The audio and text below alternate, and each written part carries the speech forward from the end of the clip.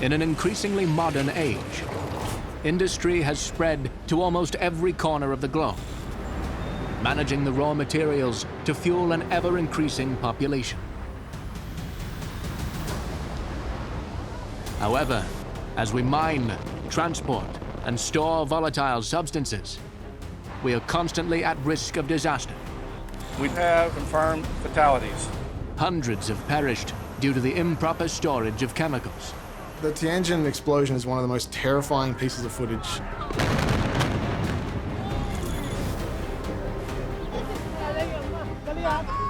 500,000 people, they got affected. Ecosystems have been ravaged. The Deepwater Horizon oil spill was absolutely devastating in terms of its ecological impacts. And nations have suffered from nuclear fallout. As industry only continues to grow, we must examine the cause of each great disaster and safeguard ourselves from horror striking again. Around the world, humanity exists only moments from catastrophe. Disaster bubbles below the surface of the earth, strikes from the heavens, or engulfs us from the sea.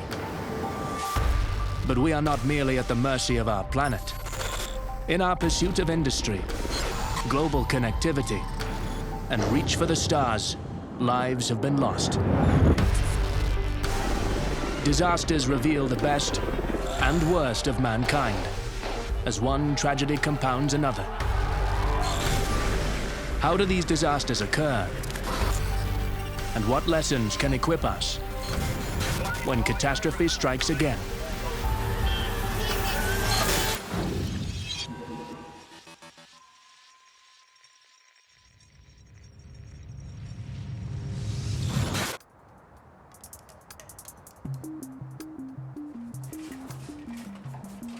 Human beings have been tapping the world's oil and gas at a rapid rate. Industrial oil wells have been operating around the globe since 1859. As easily accessible wells have dried up, we've been required to access remote reserves, like those deep below the ocean. These operations require extremely sophisticated equipment, mining rigs, like the Deepwater Horizon.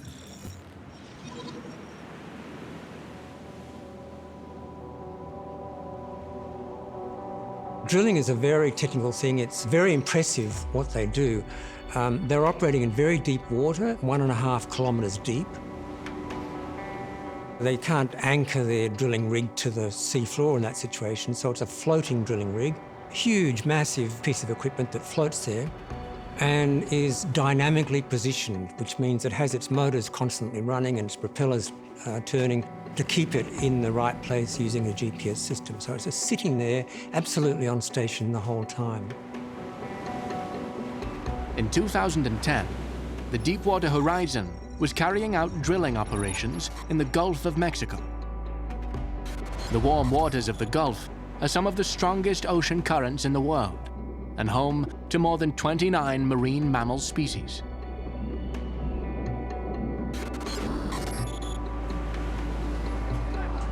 This was an exploration drilling operation. The geologists had told them there's probably oil and gas down there. So this was to determine just where it was and how much was down there. It was a potentially dangerous operation. The $560 million rig was owned by Transocean, but was being leased to BP at the time. The exploratory oil well was just 80 kilometers offshore, surrounded by over 5,500 kilometers of populated coastline, of which the 4 major industries were fishing, shipping, tourism, and oil. So to drill, they first of all got to drop their equipment down through 1.5 kilometres of water to the seabed.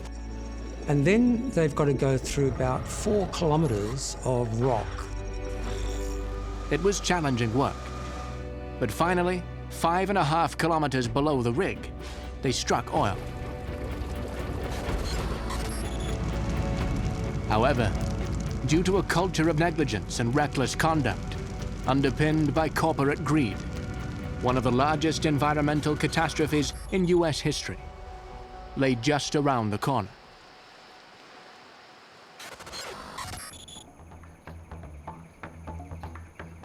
Humanity owes a lot to man-made fertilizers, chemicals like ammonium nitrate. Without ammonium nitrate as artificial fertilizers, we wouldn't be able to produce the amount of food we have to sustain the world's population. The industrial storage of such a widely used product should not pose risk. By itself, ammonium nitrate is not that dangerous a substance. It can be transported in a pure state. But as soon as you start to mix in some amount of a carbon-based material, then it can have more explosive properties. Introduce as little as 0.2% of a carbon-based material, and ammonium nitrate is compromised. Add the smallest of sparks, and it almost instantly breaks down into two gases, nitrous oxide and water vapor. The rapid conversion results in an explosion. The explosive potential of ammonium nitrate is utilized in commercial mining for excavation.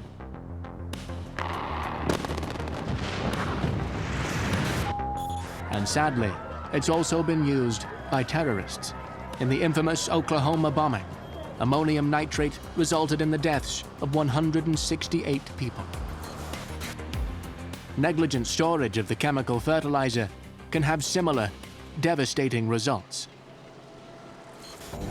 At the West Fertilizer Company in the city of West in Texas, ammonium nitrate was being stockpiled for the purpose of enriching farming soil.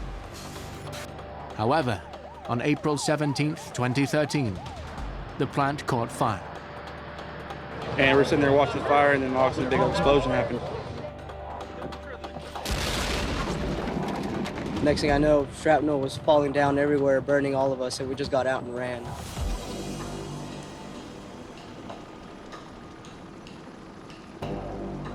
It's estimated that around 30 tons of ammonium nitrate exploded. The force of the explosion was the equivalent of about 11 tons of TNT.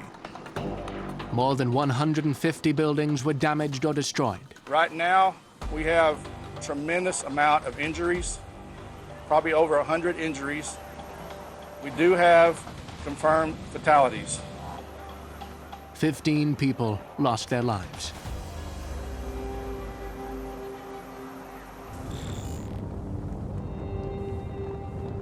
The unstable nature of ammonium nitrate has long been recognized, well before it was synthesized for industrial use in 1909. So how could such a disaster result in such a toll? There were a number of factors that contributed to the severity of the accident. Firstly, the fertilizer plant was not in an isolated area. Some of the buildings were up to 50 meters away, including playgrounds, schools, and a nursing home. The nursing home was obliterated by a shockwave equivalent to a 2.1 magnitude earthquake. Concerned locals quickly rushed to the aid of the home's residents. When we got to the retirement home, there were some people that were just trapped in the rooms. They had sheetrock that was on top of them. You had to remove that. The halls had debris in it. Further to the nursing home, a school was located nearby. Fortunately, it wasn't a school day. Otherwise, there would have been a lot more injuries, especially with people watching the burning fire. It seemed extraordinary that a school could be so close. As the city of West developed, more and more buildings were built closer to the fertilizer plant without any consideration of what was stored there. There were no zoning restrictions that prevented residences, schools, and businesses from being built so close to such a hazardous facility. Many residents were not aware of the risks posed by the plant.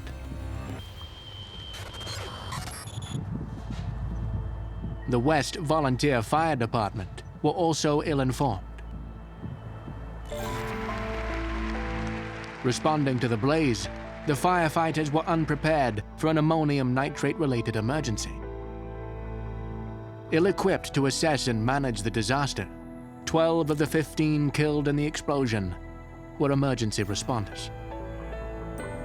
No words adequately describe the courage that was displayed on that deadly night. Thank you so much. Investigators tried to make sense of the tragedy, but the cause of the initial blaze was never determined. But they did reveal a range of inadequate practices managing, transporting, and storing the ammonium nitrate. One, the fertilizer was stored in a wooden building, which clearly is a problem when it comes to things combusting. Two, it appears that they would transfer ammonium nitrate from different storage bays that may introduce contaminants that could have potentially accelerated the combustion of the ammonium nitrate. The residents of West Texas suffered a very real tragedy. But many of the same conditions and failings would cause a much greater disaster in China only 2 years later. I think that's an interesting thing. This one piece will make 52 layers. Watch on mobile devices or the big screen. All for free. No subscription required.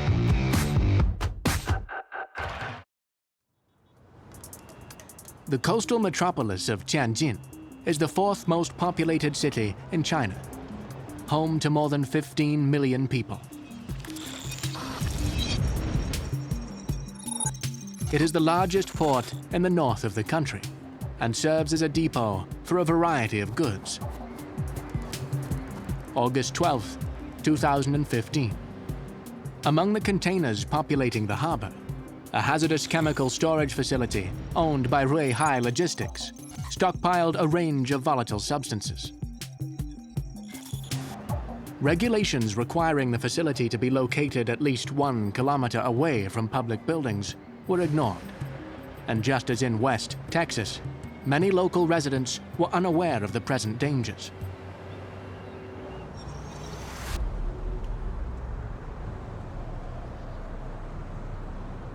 That evening, an escalating series of events would trigger a sequence of disasters. The Tianjin explosion is one of the most terrifying pieces of footage I've ever seen.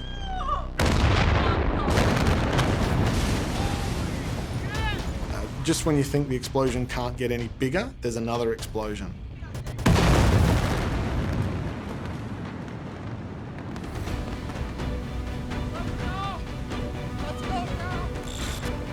The detonations injured around 800 people and killed at least 173.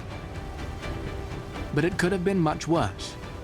Fortunately, the accident happened at night, outside of the port's peak operating hours.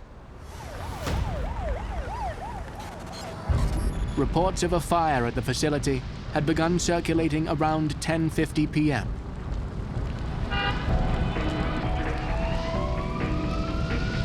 Firefighters soon arrived on the scene. Unable to contain the blaze, they attempted to quench the fire with water. It was a fatal error. The emergency responders were unaware that there were tons of calcium carbide stored at the site. Calcium carbide is a compound that reacts with water to produce acetylene gas. Acetylene gas is a very, very dangerous material. There's a lot of energy stored in acetylene. A small balloon of acetylene would be enough to deafen me if I was to ignite it in front of me. This is a very, very powerful reaction. Unaware, the firefighters had generated explosive conditions. So the first fireball was caused by the detonation of the acetylene.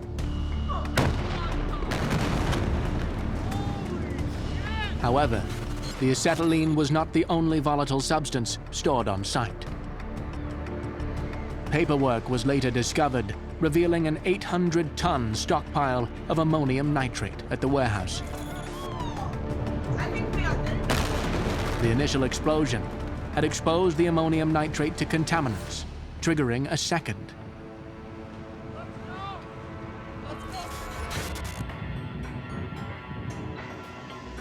So the second explosion was on the order of 20 tons of TNT being ignited. This is a massive, massive explosion. 当时有一种感觉是以为是空袭，或者是一种，因为上面是火海，总觉得像是一个大空袭一样。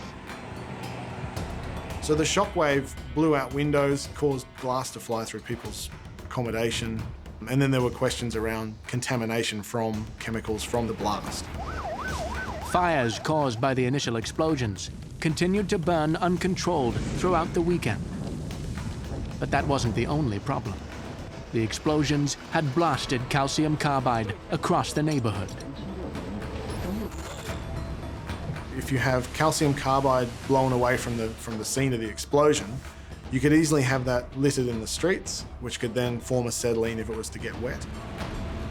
In other words, there was the potential for mini explosions if it rained.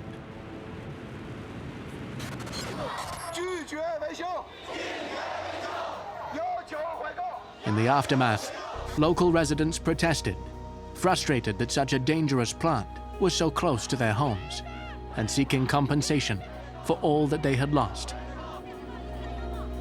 真不知道怎么样，反正房子没了嘛，那一下，就想政府以后怎么再解决我们这个问题吗？ But much more distressing were the distraught families of firefighters still missing, days after the blast. 我们跟他们有讨论，哪们还那个牺牲这个电视你受不了刑罚，光说牺牲多少消防战术，我们孩子要是牺牲就没分了啊！你都是死大住了，这辈子大毛皮打死了。对呀，别那么急，别那么急，你跟我说话这个情况。 Final counts revealed that 95 firefighters perished in the accident.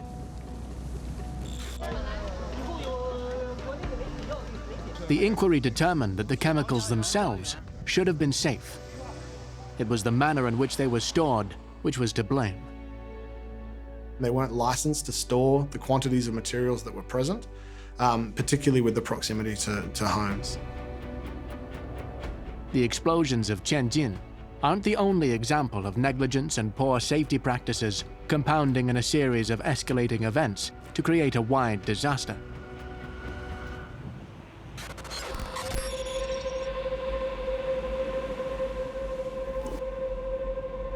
After securing the oil well in the Gulf of Mexico, the exploratory crew on the Deepwater Horizon were already turning their attention to future projects. This is an exploration rig, they've done their job, they've got to move on. And then at some later stage, much later perhaps, a production vessel will come in and connect this well to production facilities and away they go. Oil wells, in essence, are just very deep holes in the Earth's extremely high-pressure crust. To stop the oil and gas exploding out of them, they must be sealed securely. What you have to do is put in a cement plug at the bottom of the well, make sure it's working properly, so that it will stop the oil and gas layers that may want to come in and force their way up the well. So that cement plug is absolutely critical. With the cementing complete and deemed successful, the crew stopped monitoring the well, but they should have never underestimated the pressures deep underground. On the 20th of April, something terrible happened. Highly flammable oil and natural gas somehow burst its way up the well toward the rig.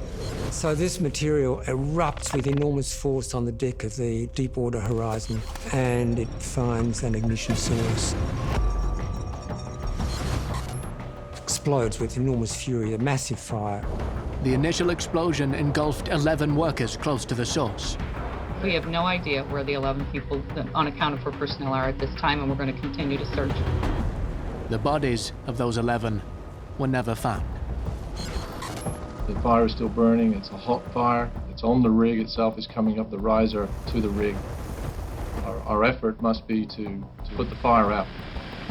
Supply boats descended upon the oil rig, battling the blaze. Slowly, we can't take the load. Okay, we're taking the load. Slab is clear. 115 people were evacuated, and the Coast Guard airlifted the crucially injured to hospitals.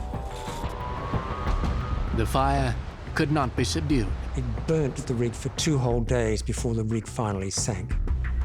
The blaze was finally quenched, but now a different disaster was unfolding. You've still got this release of oil and gas coming from the sea floor. The catastrophe was far from over, and it would continue to cascade into the worst environmental tragedy in US history.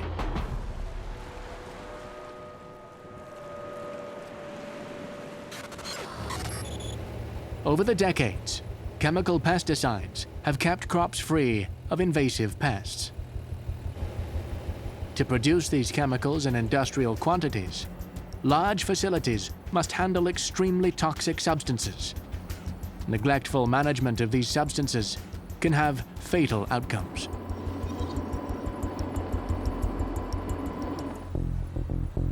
India, 1984. The Union Carbide India Limited pesticide plant was situated inside a highly concentrated shantytown in the city of Bhopal. On December 2nd, there was an incident at the plant which resulted in a release of gas that flowed into the surrounding neighborhood. The accident happened in the middle of the night. Unfortunately, many people were sleeping. A lot of people, they got gassed. 1 बजे से भगदौड़ पड़ी तो हम उठ गए। हमने खिड़की खोल दी, 3 खिड़की थी, गेट भी खोल दी, उसी तरफ दरवाजे थे फैक्ट्री तरफ। तो वो भर गई तो पूरे मतलब हम और हमारा छोटा लड़का मतलब बेहर कमरा में हो गए। इन्हें जगह जे उठे तो अंदर से ने कुंडी बंद कर दी, मतलब बाहर से कुंडी बंद करके हमें अंदर कर दी। हम आते तो घबरा गए, तो फंसू करार लगो, आंखों में आंसू आ गए। हम लड़के को लेके छोटे वाले को गोदी में लेके हम भाग गए। The citizens of Bhopal were unaware that they were in the midst of the world's worst industrial disaster. Something around 2,300 people, they died overnight.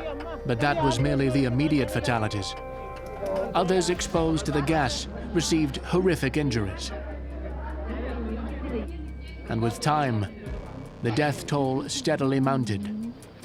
Fast forward to the 30th anniversary of Bhopal, 2014 December. According to a report of Amnesty International, 23,000 people died as a direct result of Bhopal. The plant that unwittingly released the toxic gas was owned by America's Union Carbide, which would later be sold to Michigan's Dow Chemical Company. As the decades crawled on, victims and activists around the world would protest the actions of Union Carbide as further generations continued to suffer the fallout from the disaster.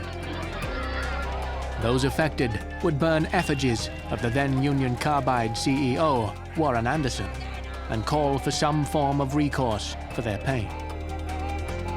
People have suffered enough.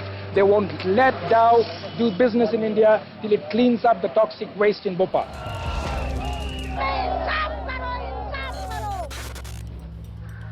It wasn't the product pesticide that killed. It was one of the chemicals used to make it, methyl isocyanate. So in Bhopal, they were using methyl isocyanate to produce the pesticide carbaryl. They weren't producing that much at the time of the explosion, so they were stockpiling the methyl isocyanate in underground tanks. The extremely large quantities of methyl isocyanate, or MIC, should never have been stockpiled on site. The quantity of gas released was 42 tons. 42 tons, when we expand it into a gas, is about 6 Olympic swimming pools full of the gas. Methyl isocyanate remains lethal, even when extremely diluted. And on December 2nd, it was released inside a densely populated area. The pure quantity meant that it was impossible for people to get away from the gas. Only a small quantity of MIC is required to reach toxic levels. And people quickly inhaled it. If it gets into your lungs, it can damage the tissues, leading to them filling with fluid, and you can effectively suffocate with your own lungs.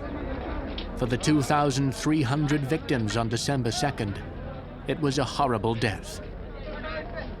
How could so many people be exposed to such a dangerous substance?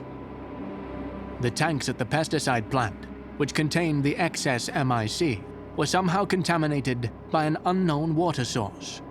So it appears that a quantity of water was added to the MIC tank. That leads to decomposition of the methyl isocyanate. The decomposition produced heat, and that led to the disaster. Methyl isocyanate boils at just under 40 degrees Celsius. So that heat inside of a massive tank very quickly boils the methyl isocyanate, giving the liquid into a gaseous form. The gas exceeded the volume of MIC in its liquid form and continued to expand beyond the confinements of the tank, until finally it leaked.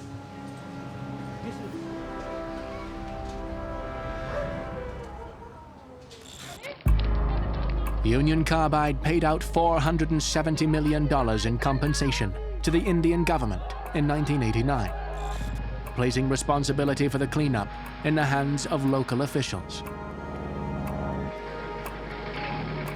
336 tons of hazardous waste is still present at the dilapidated plant to this day, despite an order from the Supreme Court directing the state government to clean up the site.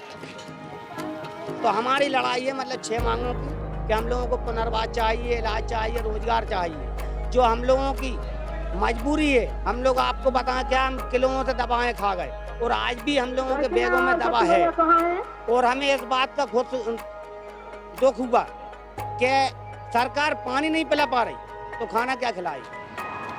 India charged the Union Carbide CEO, Warren Anderson, with manslaughter, but he remained a fugitive from Indian justice until the day he died. I think the real tragedy is that the individuals and agencies responsible remain unpunished so far, even after causing the worst corporate massacre in history. 7 former senior employees in the Indian subsidiary were found guilty of death by negligence. Many locals thought the sentences they received weren't enough, especially given the level of negligence.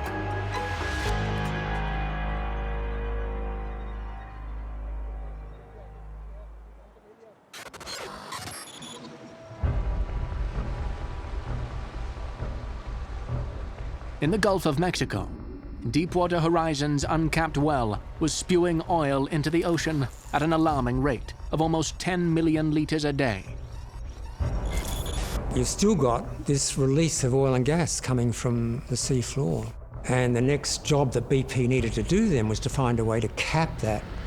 Terrifyingly, there was no obvious solution. They didn't have the technology at hand to do it. They had to improvise. While BP scrambled for solutions beneath the ocean, cleanup crews leapt into action on the surface. And today, especially over the next couple of days, are going to be very critical days out at the well site. Our focus today was to look at the skimming and in-situ burning activity. Operations involving the Defense Force dropped almost 3 million liters of experimental dispersants at the site of the wellhead. The purpose was to break down the oil so that smaller droplets in the water were more easily consumed by microbes. However, action at the site could not keep up with the amount of oil released, and cleanup efforts ballooned to involve 7,000 vessels and 47,000 people. Planes and helicopters crisscrossed the ocean, collecting aerial data in an effort to map the spread of the oil and coordinate response teams. Satellite imagery provided projections of the oil's path. For this oil response, we've used every technological technique we have available and reports from the public to identify where the oil is and where it may be going. Amongst health and safety concerns, commercial fishing operations were shut down. However, many fishermen, witnessing the destruction of their livelihood, turned their efforts to helping contain the spill. We're ready to hurry up and get out there and try to save something. To cordon off slicks, containment booms were deployed, floating barriers designed to prevent the spread of surface oil. Small vessels would then collect what they could. The big focus of our operations right now would be on-water skimming, try to deal with the oil as far offshore as we can. We're being inhibited right now by the weather. Efforts were hampered, and the spread of oil worsened as waves driven by Hurricane Alex pushed oil to the beaches. Unencumbered by the rough conditions, a Taiwanese oil tanker exceeding the length of 3 football fields was deployed to the Gulf. The tanker was repurposed and refitted to ingest 75 million liters of oil-infected water per day. Once collected, it was hoped that tanks on board would distill the mixture, separating the oil before returning the water to the sea. Unfortunately, the oil skimming capabilities of the tanker turned out to be negligible in contrast to the smaller operations dotting the Gulf. Further ecosystems were contaminated as the oil reached the marshlands. This crew in front of you is using a drum skimmer to collect oil out of the marsh through the least intrusive means available. But crews would continue to fight a losing battle until the well could be capped. BP had made various attempts, but it was 85 days after the disaster before they had success. Eventually, 2 relief wells were drilled, each intersecting with the original borehole. Cement was then pumped in, stemming the tide of oil. By September 19th, the well was declared safe, but by now, the environmental catastrophe was enormous. The Deepwater Horizon oil spill stands as the largest oil spill disaster in U.S. history. It surpassed the Exxon Valdez oil spill that happened in 1989 and also was larger than the oil spills that were caused by Hurricane Katrina. Almost 500 million liters of oil were disgorged into waters rich in marine life. Furthermore, the cleanup methods also caused alarm, as the dispersants used were essentially delivering further petroleum on top of the oil. Then this may have created a second major environmental disaster that we also need to be thinking about. Is there's the oil, and then there's what we put on top of the oil to try to disperse it. Some environmental organizations fear that the dispersants contained hazardous toxins and cancer-causing agents, whilst posing a direct threat to sea turtles and bluefin tuna. Countless marine organisms died. Disastrous environmental consequences. People will have seen these very sad pictures of pelicans and other large birds coated in oil and dying a slow and miserable death. The devastation of marine life had domino effects on related industries. We fishermen, that's my only source of income. And honestly, I don't want to get in the oil cleanup business if I don't have to. The Deepwater Horizon oil spill was absolutely devastating to many of the coastal communities along the Gulf Coast that really rely on shrimping, fishing, and other resource industries that are concentrated in that area. I'm just hoping once they clean it up that it ain't years until we go catch oysters again, you know? That's the only thing I've ever done. That's the only thing I know. The cleanup took many months to bring about, and I don't know whether the fishing industry has yet recovered to where it was. As the impacts continued to spread far and wide, there was no doubt who was to blame. BP is responsible for this leak. BP will be paying the bill. However, the inquiry into the cause of the devastating accident would uncover further revelations of their culpability.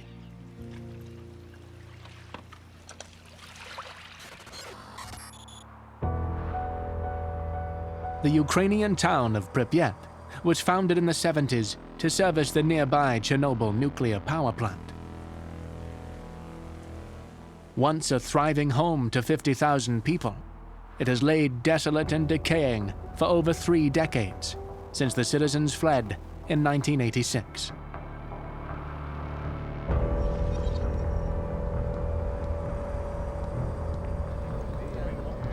On the 26th of April, there was an explosion in reactor number 4 at the Chernobyl power plant, A nuclear meltdown was in progress, although the operators didn't initially realize. Operators thought it was just a simple explosion and that they started to run to see what is happening. They arrived to discover a fire had broken out and the nuclear core was exposed. When these operators came back to the control room, their skin went dark just as that you get an intense suntan because of the exposure that they got to the radioactivity over there. This is called nuclear tan. The operators were only exposed for a matter of minutes, but were already suffering radiation sickness. The body is bombarded with energy from neutrons and the decaying nuclei. You can have skin burns where you've had large amounts of radiation onto the skin. You can have central nervous system shut down. You can have cardiovascular shutdown. A lot of them suffered and some of them died because of radiation poisoning. Nuclear reactors around the world vary in design, but essentially they all generate electricity in the same way. The nuclear reactor core is where the nuclear reaction takes place. The fissile material exists and it generates heat. The heat which is generated in the nuclear core gets absorbed by the cooling water. Water is very high pressure and super hot. Then it generates the steam, and the steam runs your turbine, and the turbine is connected to generator, and the generator generates electricity. On the tragic day of April 26th, operators at the Chernobyl plant were trying to determine whether the plant would function in the advent of a power failure. Operators were starting to run a test, and the test was to see how the reactor cooling system starts to work at a low power. The reactor was lowered to only 6% of its normal output. The control rods, which slow the reaction of the uranium, were automatically lifted from the reactor. The power suddenly surged, and the control rods could not be lowered back. Cooling water started to evaporate, and the rapidly expanding steam blew the reactor's cover. The blown cover kicked off a chain of disasters as a gigantic refueling machine situated above toppled into the reactor, triggering a series of explosions. The Chernobyl power plant was compromised, and radiation was now leaking into the nearby Soviet town of Pripyat, home to many of the plant's employees. Even people that were sitting in the city of Pripyat, the plant employees, they were doing sunbathing at the time that reactor was exploding and burning over there, because Soviets, they did not inform the public. And this is, to me, is a big tragedy and travesty and crime against humanity, that you expose your own people to radiation and not telling them to take cover.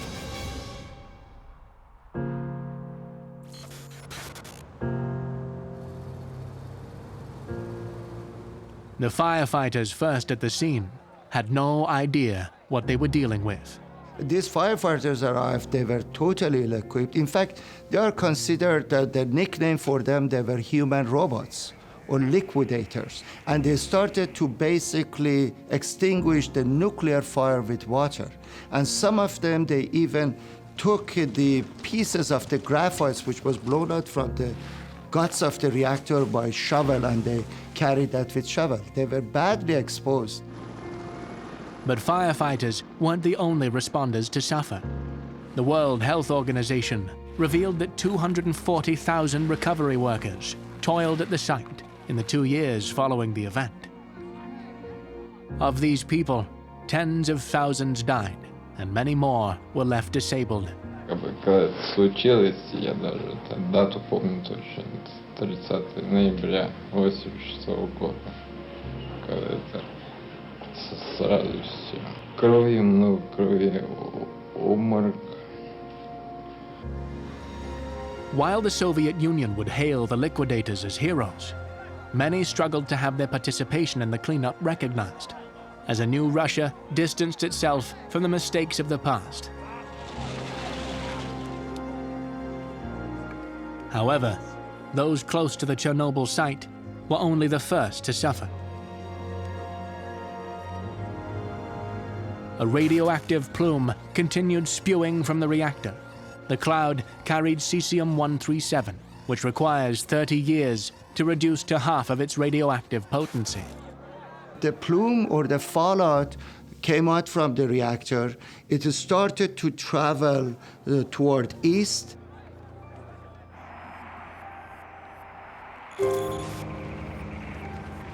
But of all the former Soviet republics to suffer the radioactive plume, Belarus was worst hit. There was a rain that came after a few hours. That's why the city of Gomel, that city and the agricultural land around there is one of the most heavily contaminated. Agricultural land would need to remain fallow well into the following century. But at the time, the Soviet Union concealed the dangers from their own people. Гуляли там, купались в речке. Он купался, правда, я не купалась, холодновато было. Вот, ну, ходили там по болотам, лазили. Вот. И это было в начале мая, а в начале июня я забеременела. Many Belarusian infants suffered severe birth defects from exposure. Some children were born deaf or blind, where others had such severe brain damage that they barely had basic animal reflexes.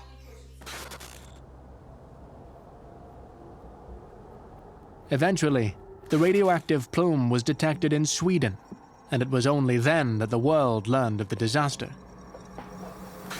Все вы знаете, недавно нас постигла беда. Авария на Чернобыльской атомной электростанции.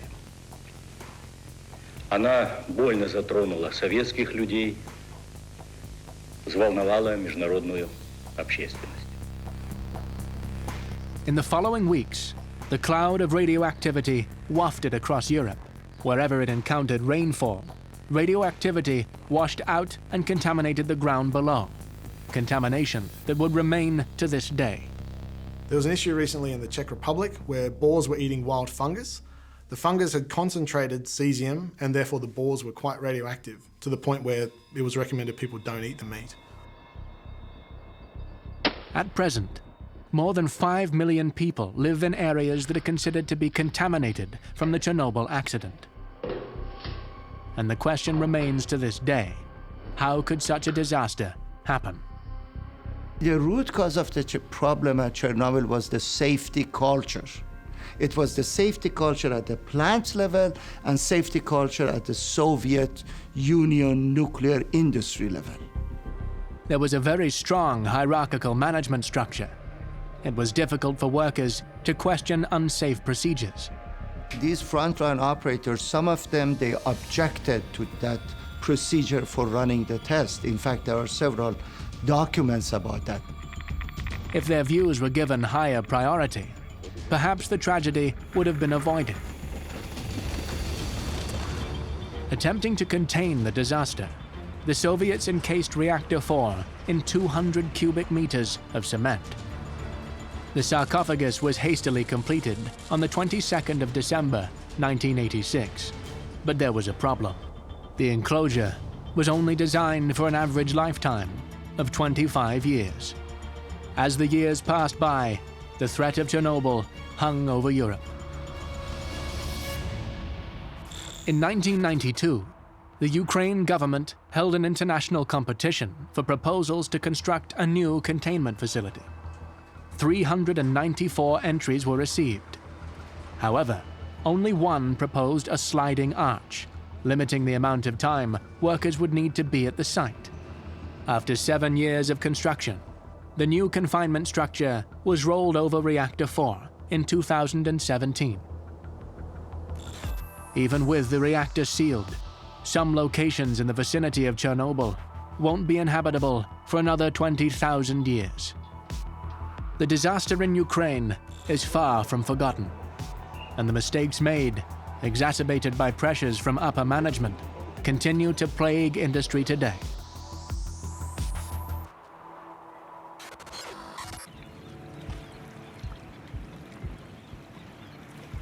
Just 6 months after the Deepwater Horizon sank, over 8,000 animals were dead, adding further pressure to some already endangered species.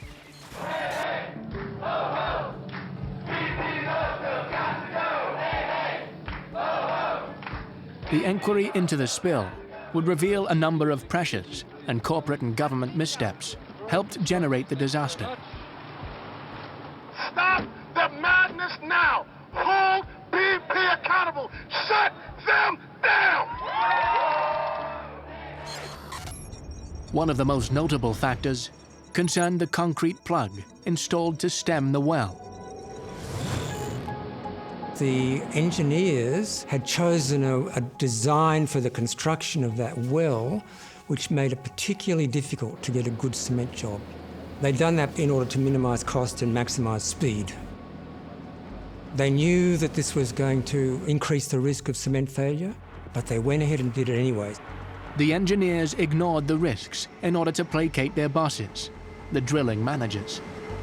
Those drilling managers are the people who will determine their future careers, and they know very well that in order to satisfy those drilling managers, they need to maximise speed, minimise costs. So they basically accept second-best engineering practice in order to satisfy those drilling managers. The lack of independence between the managers and the engineers created an environment of compromised safety. It's a sad day when someone could kill 11 people on an oil rig and then not be held accountable. Tests were performed to ensure the security of the plug, but monetary pressures would determine the outcome. So they did the test. The test results showed that at the first opportunity, this well was going to blow out. That was what the test results showed. But the company ignored their own results. So they redo the test in other ways. They find ways to reinterpret the results they've got, and eventually they convince themselves that the cement job is good. The pressures to work fast were purely financial and added to the eventual failure. One of the really root causes of the accident was the speed at which they were drilling, and they weren't drilling carefully enough. BP hired the Deepwater Horizon rig from Transocean, costing the best part of $1 million a day. The pressure on BP to drill fast is overwhelming. They have a variety of incentive systems to make sure that everyone is focused on drilling as fast as they possibly can. So the rate of drilling becomes a key performance indicator, which is included in the bonus systems, which all these workers are eligible for. So the pressure to drill as fast as they can is just irresistible. And as we know, speed in that situation is the enemy of safety. There were a series of checks and controls in place to minimize the impact of a breach. But due to technical failure and oversight, none prevented the disaster. The Deepwater Horizon accident encapsulates a culture concerned with risking safety and the environment in favor of profits. Well, trials are about justice, and this is justice that's been a long time coming. The savings they made were minuscule in comparison to the costs of the various decisions they made. It cost them $60 billion.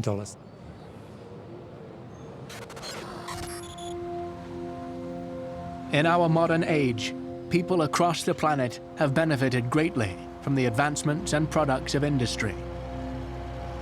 However, exploitation of workforces and a disregard for vital safety procedures places ecosystems and communities at risk of catastrophe.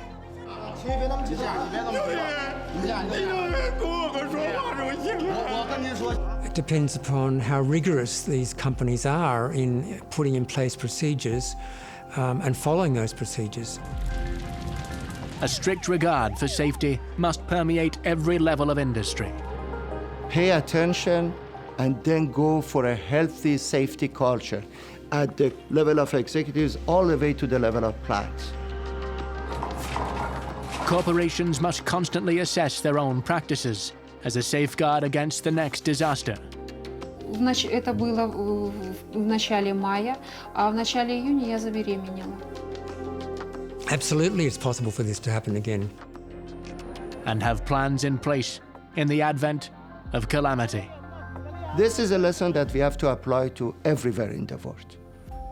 Always think about the unthinkable.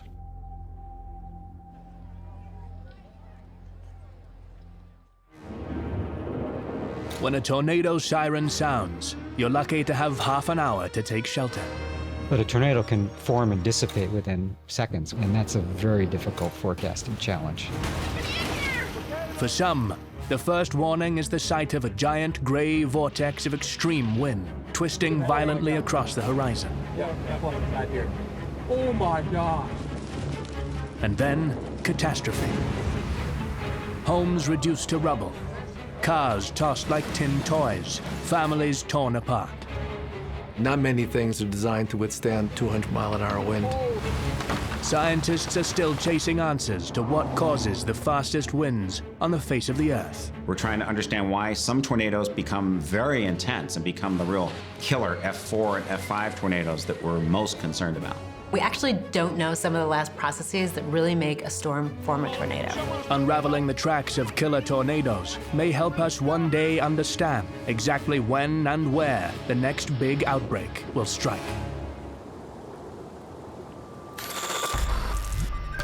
Around the world, humanity exists only moments from catastrophe.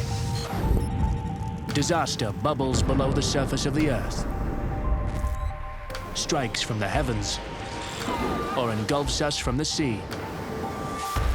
But we are not merely at the mercy of our planet. In our pursuit of industry, global connectivity, and reach for the stars, lives have been lost. Disasters reveal the best and worst of mankind, as one tragedy compounds another. How do these disasters occur? And what lessons can equip us when catastrophe strikes again?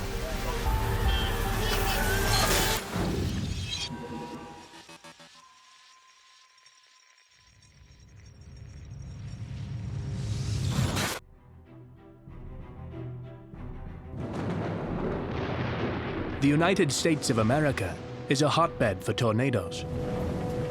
More strike here than any other country on Earth. But the spring of 2011 brought devastation to numerous states in the biggest and most destructive outbreak in U.S. history. In an extraordinary 4-day stretch in April, 360 tornadoes ripped through multiple states, killing hundreds and racking up a $12 billion bill. Oh! He's over! He's over! Let him on! Go! Go! It was the second catastrophic outbreak that month. The first began as a strong low-pressure system traveled across the central plains of the U.S., pulling up warm, moist air from the Gulf of Mexico. As it interacted with a mass of cool, dry air blowing through from Canada, a line of supercell thunderstorms began to form, setting the scene for explosive, severe weather. A supercell thunderstorm is a very strong and persistent thunderstorm. They can last for hours. The key ingredient is that they are rotating and tilted.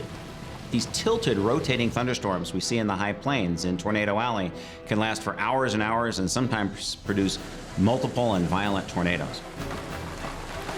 You need the air to be very unstable, and that means the air wants to rise violently.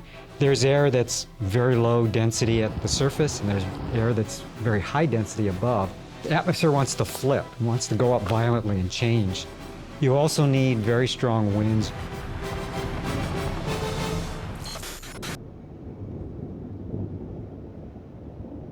If cool, descending dry air passes over rising, warm, moist air, it's the perfect setup for a flip. This happens in a normal thunderstorm, which can quickly kill itself off. What will happen is that the rain will fall back down and kill off the original updraft, and you'll have basically a life cycle of a normal, what they call an air mass thunderstorm. To brew up a supercell, you need an added ingredient of strong, multi-directional winds at different altitudes. And then the real key ingredient is something that we call wind shear. So it's winds in the atmosphere that change speed with height, and they also change direction with height. Basically what it does is it creates rotation, but this rotation is horizontal. As you know, a tornado is vertical. So what ends up happening is this horizontal rotation, these supercells have very big, strong updrafts. Basically, it gets tilted into the vertical. So then you get the supercell, so you get this rotating thunderstorm. And that rotation acts to bring the rain off to the side of the updraft and allows the supercell to exist as an entity much, much longer than an ordinary air mass thunderstorm. Instead of cooling itself off, a rotating supercell just keeps on going. And those are usually the strongest thunderstorms, and they're associated with the most severe weather. So winds, hail, and then tornadoes. And usually the strongest tornadoes come from these supercell thunderstorms. Large tornado crossing the highway just in front of us. And then it becomes a tricky part of how the tornado actually forms. So there's downdrafts and updrafts associated with this rotating part of the supercell. As this downdraft is coming down, it's bringing down rotation to the surface. But only a small fraction of supercells produce tornadoes, which is another forecasting challenge.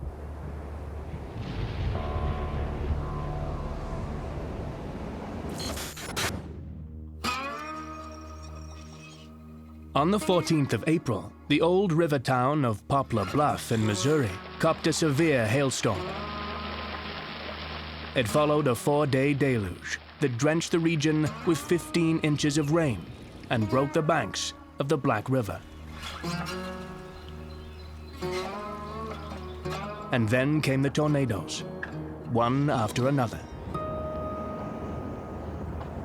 These outbreaks tend to be a number of supercells that are spawning one after another tornado. That's why they're so destructive, because it's not like one and done. The tornado may dissipate, but then it's usually followed by another tornado. Over the next 3 days, more than 150 tornadoes rampaged from Oklahoma to the Carolinas in an extraordinary severe weather blitz that killed at least 38 people, becoming the most active outbreak on record.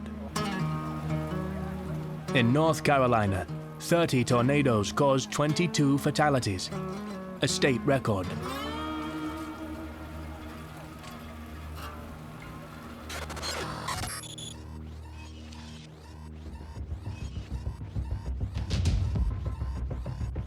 Days later, in a terrifying start to Easter, 2 large supercell thunderstorms moved into St. Louis, Missouri, sparking 5 tornadoes.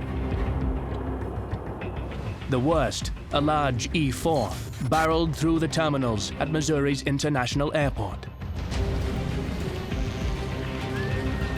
3 planes were on the tarmac, full of passengers, who rode out the most severe turbulence imaginable while still firmly on the ground. Outside the terminal, the extreme wind tossed vehicles about, including one van that was nearly pushed off the edge of an upper-level car park. A large section of the roof was torn off. Many of the glass doors and panes shattered. While many travel plans were shredded by the event, the biggest miracle of the Good Friday tornado was that no one was seriously hurt.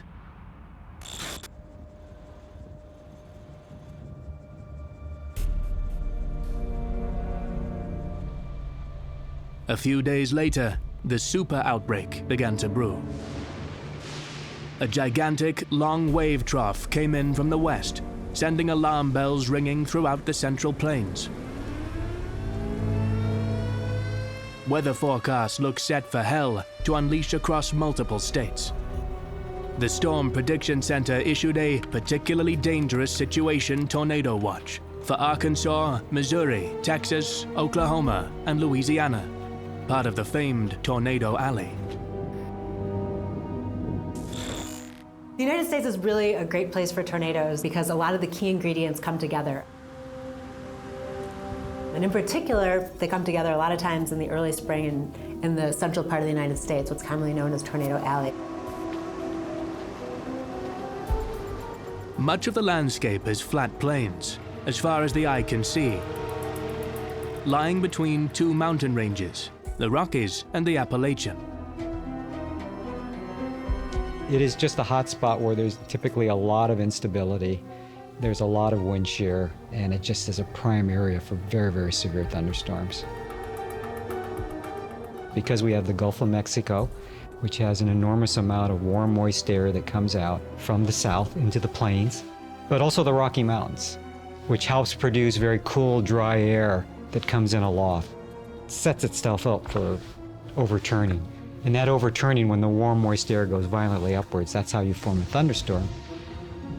But uniquely in North America, there's an overlap between where that warm, moist air is flowing north from the Gulf of Mexico and waves that are still left over from late winter and early spring in the jet stream.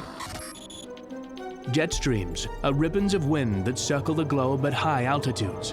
As they surge over the Rockies heading east, waves in the wind belt help deliver a good dose of spin and speed to the cool, dry air. This provides the wind shear and rotation needed for supercell thunderstorms. If those ingredients all occurred, then the Storm Prediction Center, which does forecast for tornadoes, will issue sort of an outlook that says this area looks prime for tornadoes.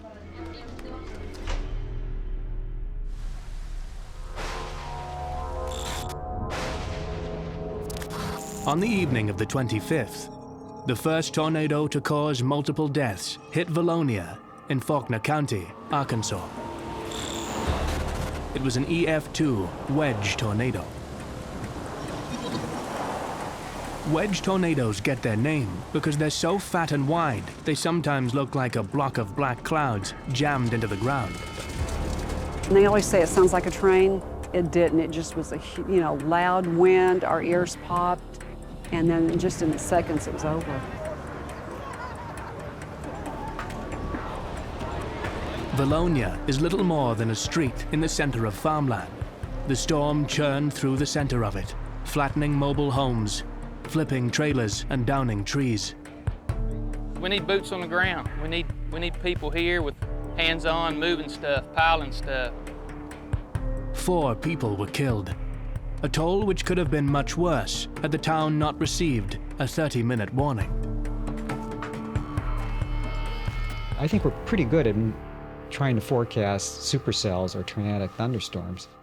The difficulty is if that thunderstorm will produce a tornado and when will it produce a tornado. If you ask me what's that fraction, about 20 to 25% of all rotating thunderstorms produce tornadoes. There is no long-range forecasting of tornadoes, only the conditions that make them likely to happen. The average lead time during the April outbreaks was about 25 minutes. But then we have what we call the Storm Prediction Center. The SPC is looking at the weather everywhere, basically really only looking at the severe weather threat. So we're taking observations all the time in our atmosphere, and these are being fed into computer models. So we're watching these systems come across, looking for key ingredients that make up supercells, because supercells are what's going to make the strongest tornadoes. Aspects of tornado formation remain a mystery, and the science of forecasting is relatively young. But a tornado can form and dissipate within seconds, within minutes, and that's just a very difficult forecasting challenge. Because they are so short-lived and unpredictable, getting clear images has historically been part of the problem.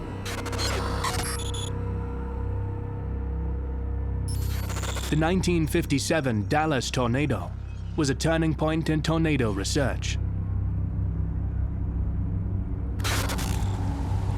As it churned a deadly 25-kilometer path through a metropolitan area, it was clearly visible for around 40 minutes. It became one of the best documented tornadoes. More than 100 people caught it on film. From these clips and other photographs, scientists were able to estimate wind velocities and the speed of the tornado. Engineers were also able to relate those speeds to damages on the ground. In that storm, 500 were made homeless, 200 injured, and 10 people perished. Most of the reports of tornadoes came from unscientific observation. They'd go out and interview the farmer, what happened here? And the farmer would say something like, well, we lost the roof in this house, and for some reason here, my chicken was completely plucked after the tornado went through. And then have to figure out, well, you know, what is the wind that it would take to pluck a chicken? Those kind of things, right? By the early 60s, the interstate highway system had been completed in the US, and so it became possible to navigate your way to a thunderstorm and start making scientific observations. One of the researchers there, a guy named Neil Ward, was the first person to get the idea to get in his car and chase after a thunderstorm. What he found is that there is a very characteristic set of events in these thunderstorms that precede the tornado formation.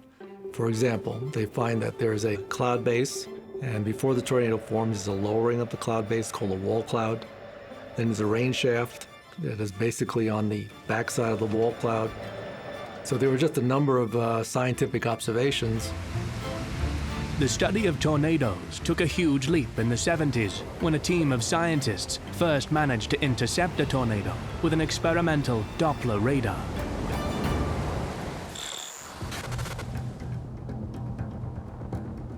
On May 24, 1973, conditions in Oklahoma were lining up for tornado formation, and an array of instruments and cameras were set up in the field, ready for the chance. There was a severe tornado case, and it actually led to the development or formation of the National Severe Storms Lab. They chose a good location. Right on cue, an F4 tornado ripped through the farming town of Union City, and for the first time, scientists were able to capture its entire life cycle with radar, from start to finish.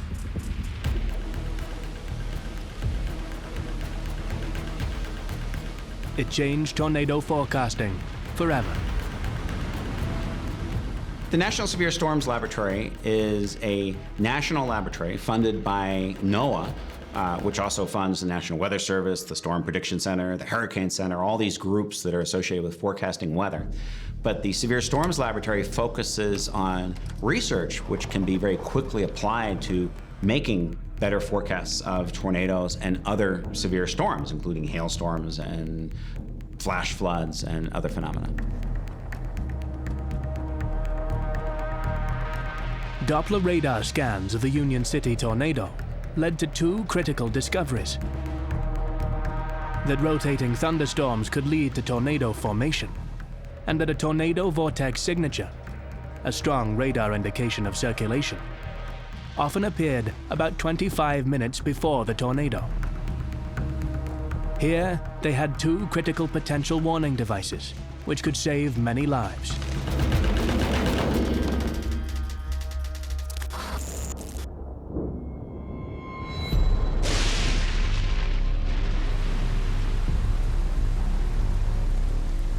Just 1 year after the Union City tornado, the super outbreak of 1974 occurred. It remains the deadliest spate of US tornadoes on record.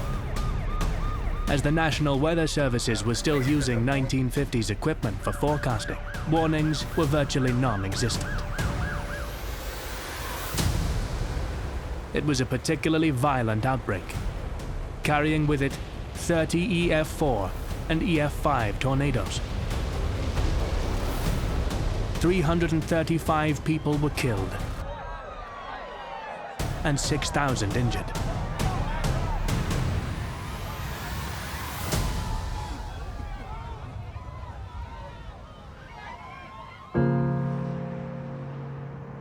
Sounded like a big train whistle, and we were right underneath the front of it.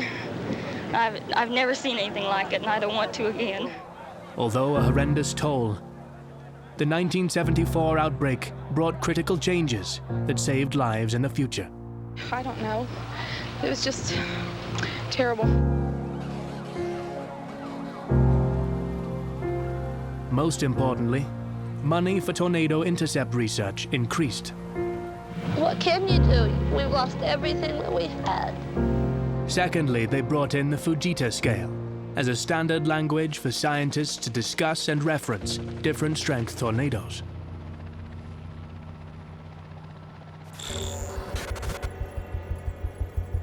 There's something we use called the Enhanced Fujita scale. Really what it is it's a damage-based scale. So looking at damage, wind speeds are inferred. Tornadoes are rated by the amount of damage they do. So if tornadoes break a few branches, they're F0 or F1. If they completely wipe houses down to their foundation, so there's nothing left but the slab, that's an F5. In between, there are different levels of damage, from lifting off a roof, maybe that's F1, to removing a bunch of walls, that might be F2. There are a lot finer details than that, but roughly it's the level of destruction that a home or other structure experiences. If a tornado has ferocious winds, but lands in a rural area with no destruction of property, they will receive a low rating, even those that normally cause the total obliteration of well-built structures. So if a strong tornado with 400-kilometer-per-hour winds goes through open wind fields, it's rated F0. In some sense, that's kind of silly because we know it's much stronger than that. Even if we measure winds stronger than that with a radar, it's officially rated F0 because of the damage. We are working with the American Society of Civil Engineers to develop a standard that uses all available evidence, including damage, radar measurements, anemometers, to try to come up with the most comprehensive and most accurate measurement of tornado winds. Although only around 1% of tornadoes in the US are classified on the top end of the scale, an EF4 or EF5, the majority of deaths are in these two classes. Any tornado that has a greater chance of hitting an urban area is likely to be higher rated, do more damage, and kill more people.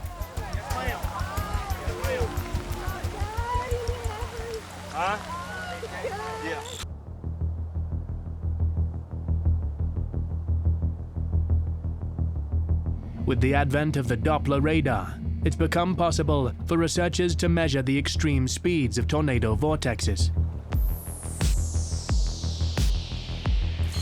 Doppler radar uses microwave beams to sweep through storms. These microwaves can be reflected off particles such as rain, hail, and other debris. The radar uses the Doppler effect to work out which direction and how fast these particles are traveling, by how they change the reflected signal. If the object is moving away from the antenna, a lower frequency signal is detected. Higher if the object is moving towards the antenna. A computer translates the information into a visual representation, where different frequencies are viewed as different colors, representing speed and direction.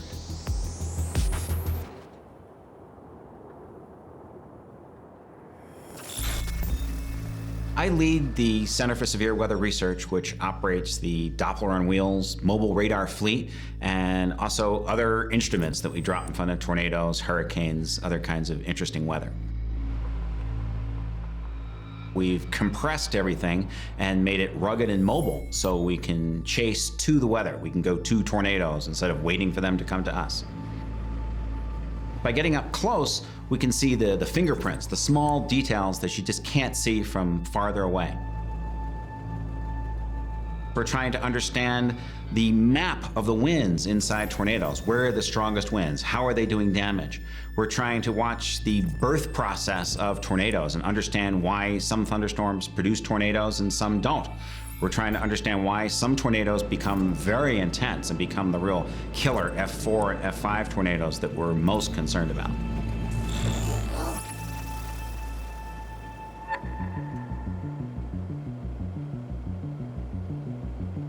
Using radar, wind speeds of incredibly destructive strengths can be measured. We try to get really close, and what we could do is we can map out the 2- and 3-dimensional structure with the radar. And the closer you get, the lower down you can look inside the tornado, and the closer you get to the surface, those are the winds that are actually really impacting buildings and structures and people. Perhaps the strongest winds produced on the face of the Earth is associated with tornadoes. Recent studies using mobile Doppler radars have documented unambiguous winds of around 135 to 140 meters per second, almost 300 miles an hour winds. It's an amazing number. The fascinating thing is the tornado, how can it produce such a strong wind locally compacted at the base of the funnel of a tornado? There's a very good radar network across the US now. You can actually see rotation in the storm, which is also an indicator of tornadogenesis. Rotation in a storm can be seen as a characteristic hook, the tornado itself as a coupling of green and red intense bands.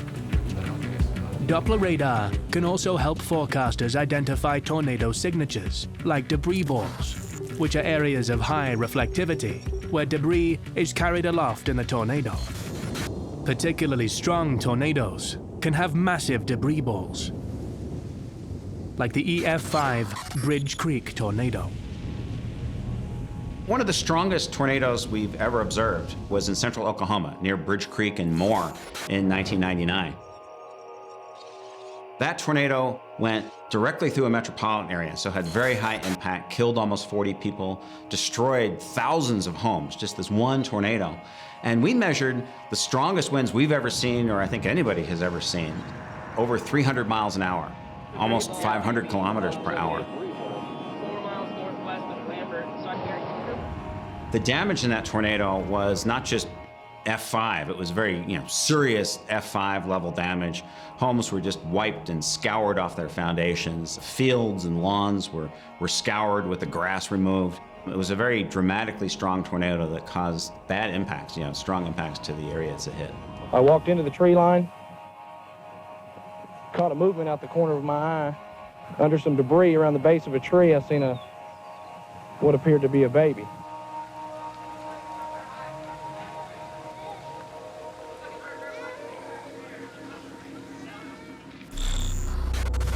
Oklahoma City is near the heart of Tornado Alley in the US, and Moore has had its fair share, being struck more than 20 times by tornadoes, a number of them particularly violent and destructive.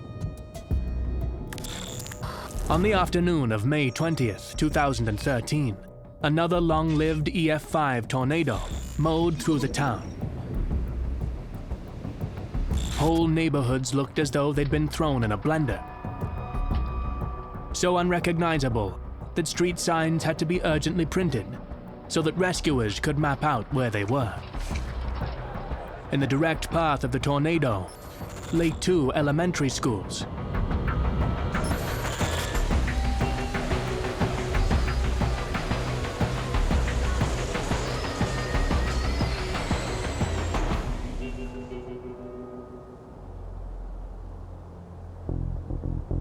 Parents arrived to pick up their children from school, only to discover in horror that virtually nothing was left of the buildings.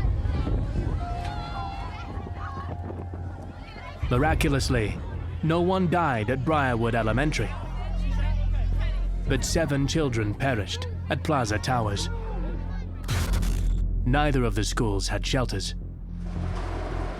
After the devastation, there was an outcry for change.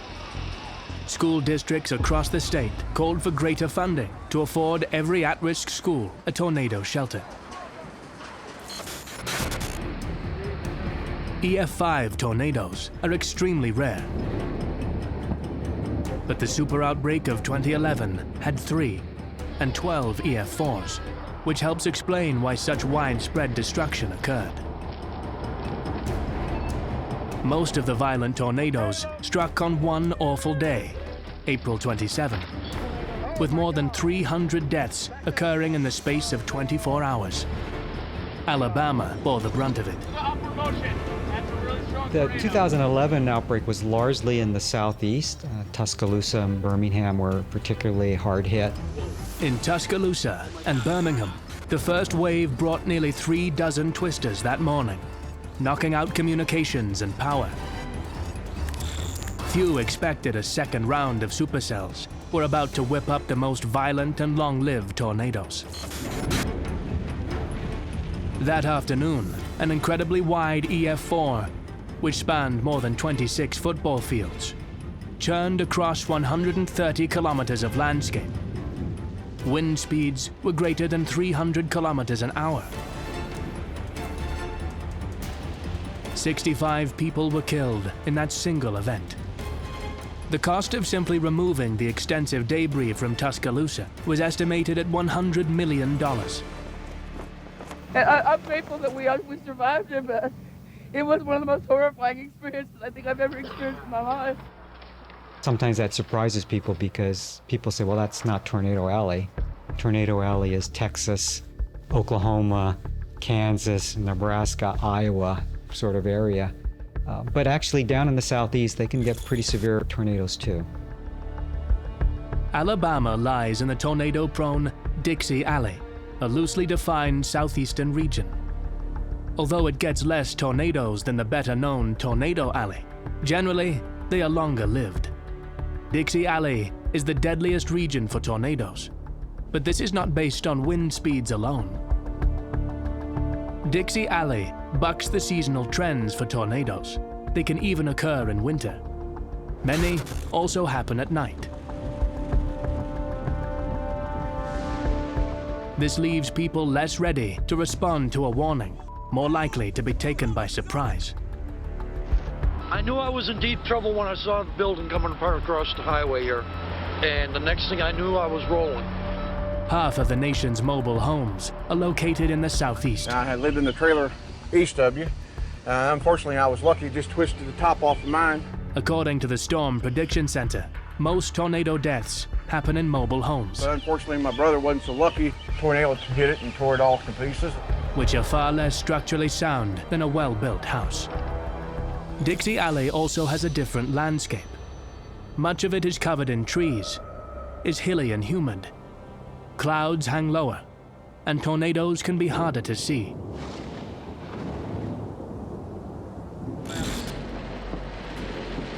Because Dixie Alley is closer to the Gulf, it also increases the likelihood of violent, rain-wrapped tornadoes. Rain-wrapped tornadoes is literally where there's a curtain of rain that just sort of wraps around the tornado, so it's a good descriptive term. The danger with that is it often hides the tornado visually. So if you're not fortunate enough to have a radar with you, for example, you may not even see the tornado and not realize it's right behind this curtain of rain.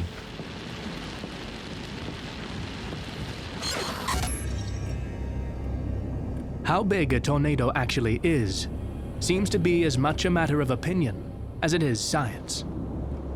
Defining tornado size is problematic because everyone has their own definition. People who are out chasing look at the condensation funnel and say, that's how wide the tornado is. Worse, they're just looking at it and estimating and saying, that looks 2 miles wide. It's very crude, just eyewitness reports of what they think they're seeing. The Weather Service rates tornadoes by how wide a swath of damage they make.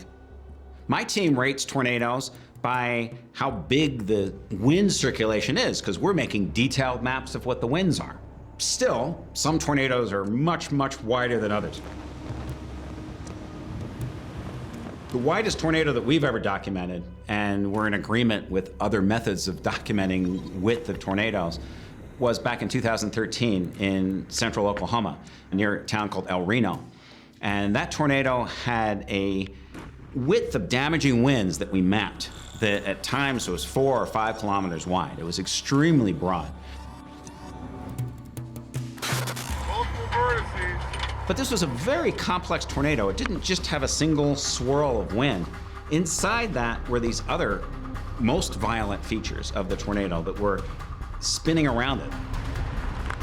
Like many multi-vortex tornadoes, the El Reno twister proved to be highly unpredictable, dangerous, and difficult to navigate.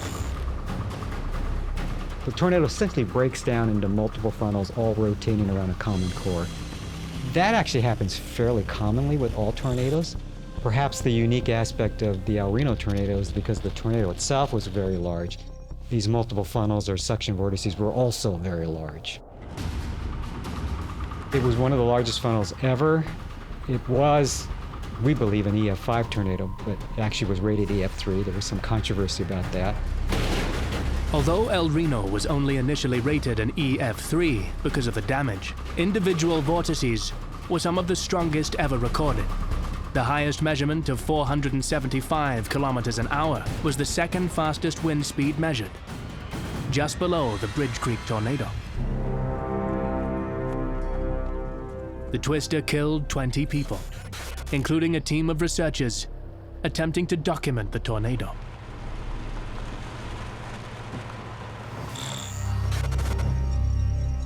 One of the most famous and deadly multi-vortex tornadoes descended on the western edge of the city of Joplin, Missouri, on May 22nd, 2011.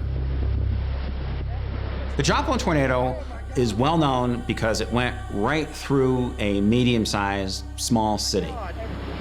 Back up. Oh no. And it turns out to be the 7th deadliest tornado in history.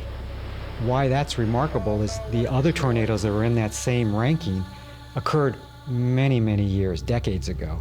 So you would think with all the new technology, with all the new computers, with all the new satellite technology, how did we have an event that ranks number 7 on the fatality list of tornadoes?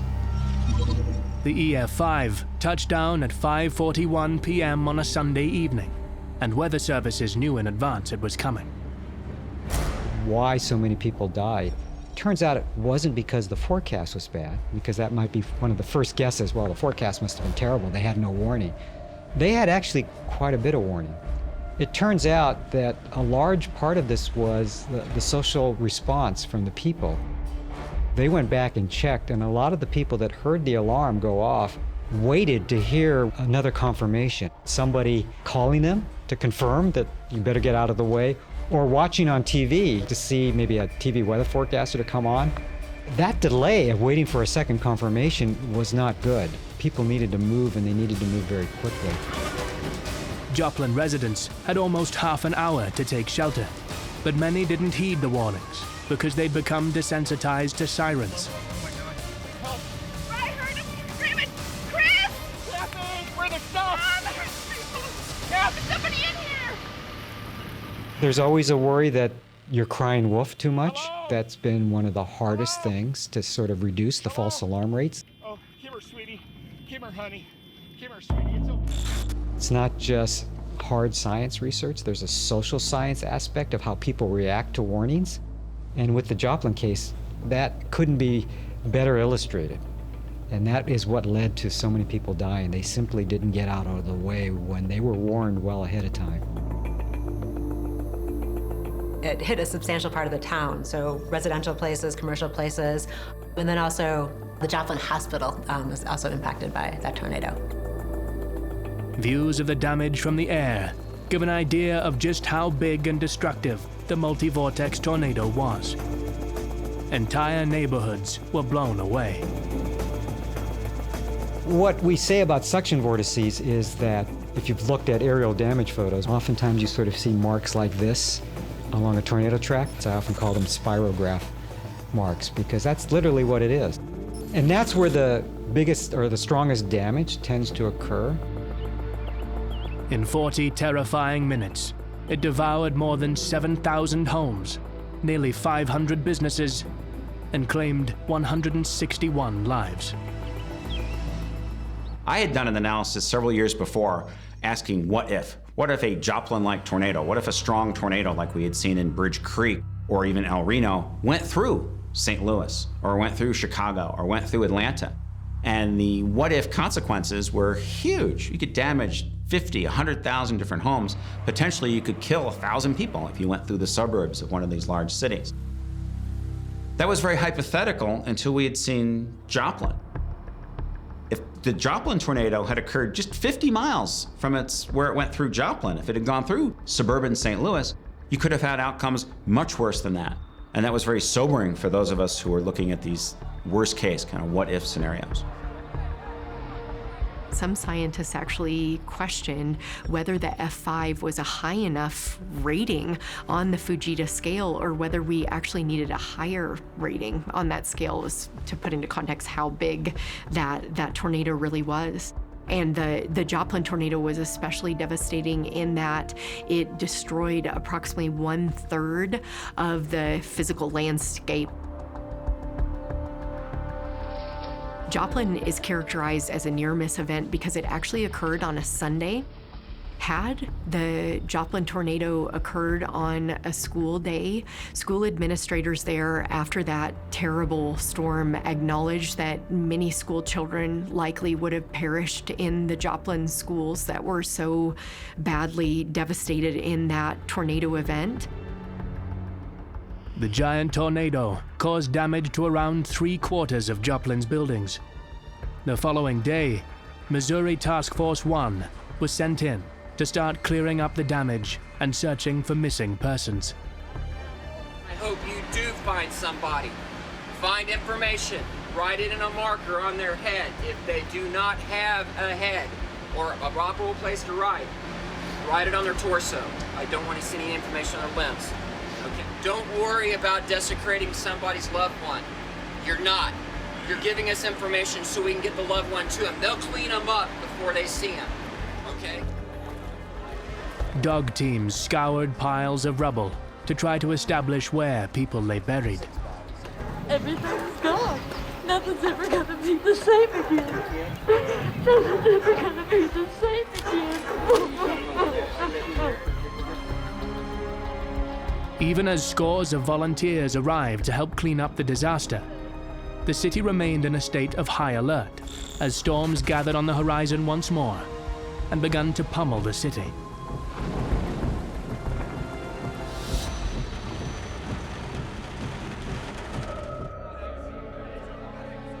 Although they can bring the highest wind speeds known to man, the chances of surviving a severe tornado are high if the warnings are heeded. When there is a warning, that means a tornado either is coming towards their area or might come towards their area very soon. And they should take action. They should take reasonable action to either get to an interior room of their house, or if there's a community shelter, if they're living in manufactured homes, get to one of those community shelters that's stronger. They should, as much as possible, really try to stay calm and organized. It's when people panic, people start to make poor decisions. They either try to run away or they don't pay attention and they watch it. They get mesmerized and stare at it. Or they go into a ditch where it might flood. You know, a lot of people drive towards it because they want to get a better look. The sensible thing to do is try to get away. You know, not many things are designed to withstand a 200-mile-an-hour wind. If you have a hole on the ground to crawl into, you should do that. Quick thinking may have saved many children during a deadly tornado outbreak in Indiana, March 2012. At least 10 tornadoes touched down in Indiana. One of them, a direct hit on Henryville High. Luckily, the school had evacuated its pupils before disaster struck, but some were still on the way home in a school bus.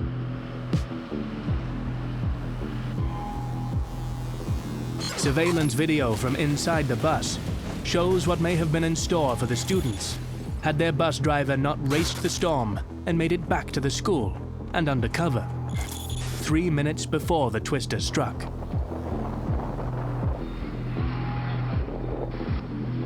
The empty bus was blown into a building, but no one was harmed. Of course, that isn't the place you want to be. Any vehicle is not good in a tornado. The tornado ran for a remarkable 77 kilometers and lasted almost an hour, hitting not just Henryville, but several other locations in its path. Right after it passed through, an EF1 was hot on its heels, churning through almost exactly the same track. As if the two tornadoes weren't quite enough, baseball-size hail also came down, the largest ever recorded in Indiana, 12 centimeters in diameter.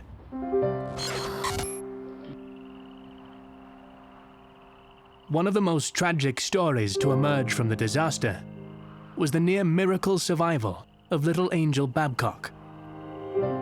The toddler was found barely alive in a field after the tornadoes had swept through. Her entire family had been picked up by the vortex and dropped 100 yards from their home. All were dead, except little Angel, who spent 3 days in critical condition before being taken off life support. Oh, they loved her. I mean, we all loved all those kids. The severe outbreak that early March also hit Kentucky, Ohio, and Alabama, killing more than 40 people.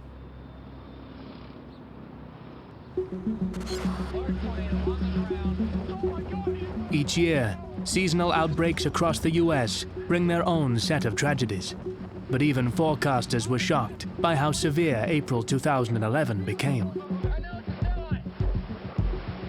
The total number of tornadoes spawned that month, more than 750, represented nearly a 5-fold increase on the norm. Why these outbreaks spawn so many tornadoes is not certain, but recent research suggests it could be part of a disturbing trend. In 2014, a Columbia University study found that the number of tornadoes and extreme outbreaks has jumped dramatically, roughly doubling over the last 50 years. Could this be due to climate change? Do we see a very distinct relationship between tornadic activity and climate change? And the answer is no. If you ask me, has there been any change in recent years about tornado activity? And the answer to that is yes. There seems to be more tornadoes than outbreaks. The number of tornadoes in an outbreak have gotten more extreme, but no one has been able to link that to climate change. As the world warms, the oceans are also warming, which adds to the amount of moisture and energy powering storms. Tornadoes are much trickier to deal with. Tornadoes come from supercell storms. The climate change element is adding a little bit of extra instability. It's making the potential for a supercell thunderstorm to be a little bit greater. Whether the wind shear occurs or not is a bit of a crapshoot. I don't think that has much to do with climate change one way or the other. But when the tornado outbreaks have occurred, they tend to be a bit bigger and more damaging in recent years. While the Columbia team found no evidence of increasing instability over the US, they did find a substantial increase in storm relative helicity, the potential for rotational storms to occur due to wind conditions. Current models don't suggest this will increase in a warming climate, so the cause remains a mystery. While tornadoes are the main subject of much passionate and focused research, many aspects of their genesis remain unknown. What I find interesting about tornadoes is they're a little difficult to predict, so there's an element of surprise about them, and you don't know sometimes if tornadoes are going to be really strong or really weak. We actually don't know some of the last processes that really make a storm form a tornado. We've made some major progress in understanding tornado structure. We've made progress in understanding some of the important processes involved with tornadogenesis, the birth of tornadoes. So we know what days have enough energy for thunderstorms to form. We know which days we're going to get waves in the jet stream. What's not so good are the details, and of course those details are what matter to people living in the paths of the tornadoes. For those that live in the path of tornadoes, there are many questions that need to be answered to adequately know the difference between a bad storm on the horizon and imminent destruction. The details are when exactly are the tornadoes going to form. Of those 6 different supercells, which 1 or 2 are going to make the tornadoes?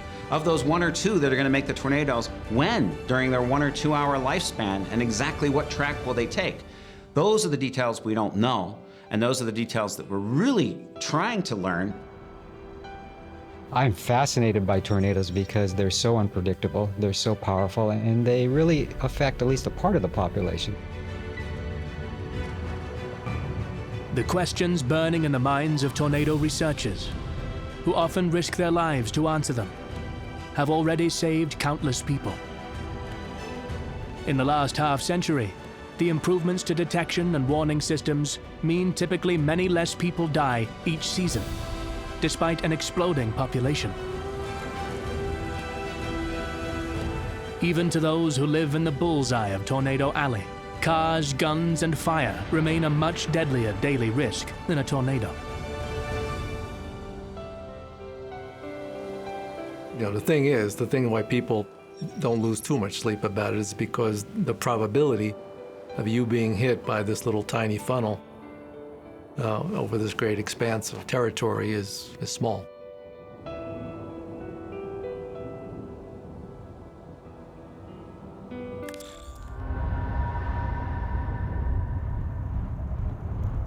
The most catastrophic natural disasters in human history happen when earthquakes hit large populations that aren't prepared. Madame Martel, il y a 3 jours en 2 jours, je suis mettre le dehors en bas des dalles pour retirer sous lui. There's mysteries that we may never solve. The one we'd love to solve is predicting the earthquakes. We don't have warnings that an earthquake is going to come in terms of knowing exactly where and how big an earthquake will be. Even a relatively minor quake can threaten millions and kill hundreds of thousands when it strikes a vulnerable country. One of the things that we need to keep in mind about disasters is that the physical event is merely the trigger.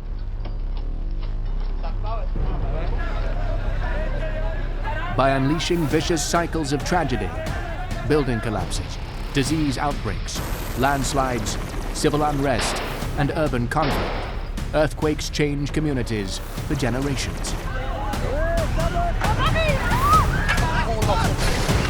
We can't control nature, but we can control how well prepared we are. Amid the death and devastation, each major earthquake leaves crucial lessons for survival. It often requires a tragedy to bring about change, or to recognize that there is a need to change. What have we learned from living with earthquakes? And how will that help us when our world starts shaking?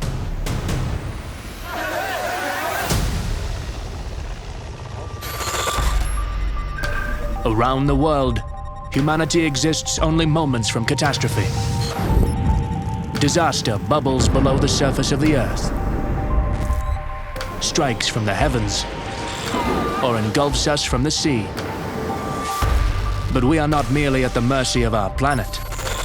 In our pursuit of industry, global connectivity, and reach for the stars, lives have been lost. Disasters reveal the best and worst of mankind, as one tragedy compounds another. How do these disasters occur? And what lessons can equip us when catastrophe strikes again?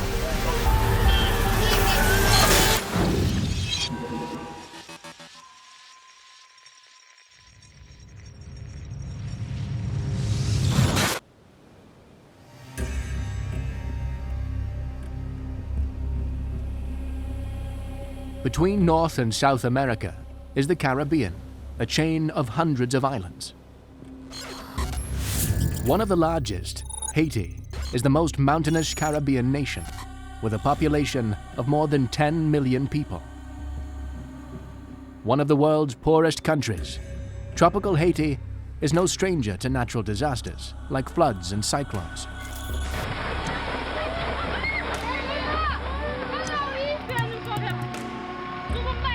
Over the last few centuries, it's been hit by at least 15 major earthquakes. But the one that struck Haiti's capital, Port-au-Prince, on a January afternoon in 2010 has become infamous. Not so much for the size of the earthquake, but for the extreme devastation it caused.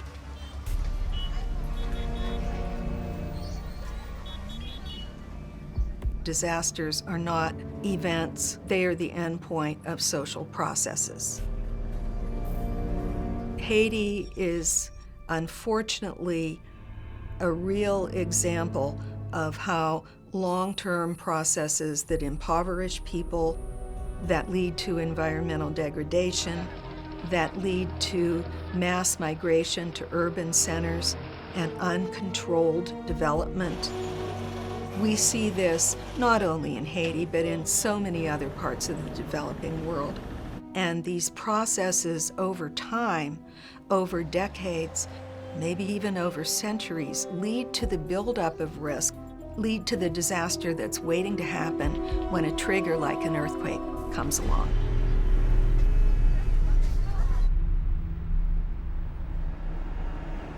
But to really understand the genesis of this disaster, we need to start deep in geological time, with the formation of the Earth itself. Like the other rocky planets in our solar system, Earth was formed over billions of years as debris, both small and massive, collided and clumped together. Each impact transferred energy in the form of heat, which is still trapped inside the innermost layers of the Earth's core, reinforced by natural radioactivity. This rigid covering on the Earth's surface is broken into a dozen or so major pieces, known as tectonic plates. It breaks into a set of plates that shuffle as the material underneath turns over to let out the heat. They move around and they jostle, they rub against each other, and in some cases they dive beneath each other. Stress builds up on zones of weakness, like at the plate boundaries, but also on faults interior to the plates. And it takes stress accumulating for decades or centuries before the forces build up to where it cracks and breaks and moves. The cracking and breaking of the crust creates faults, of which there are three main types. A normal fault forms when force pulls the crust apart and the hanging wall drops down. A reverse fault, or thrust fault, forms when force pushes the crust together and the hanging wall moves up. And transcurrent, or strike-slip faults move the crust walls horizontally, not up or down. The rupture will then spread over the fault and can spread 1,000 kilometers or more for a really large earthquake.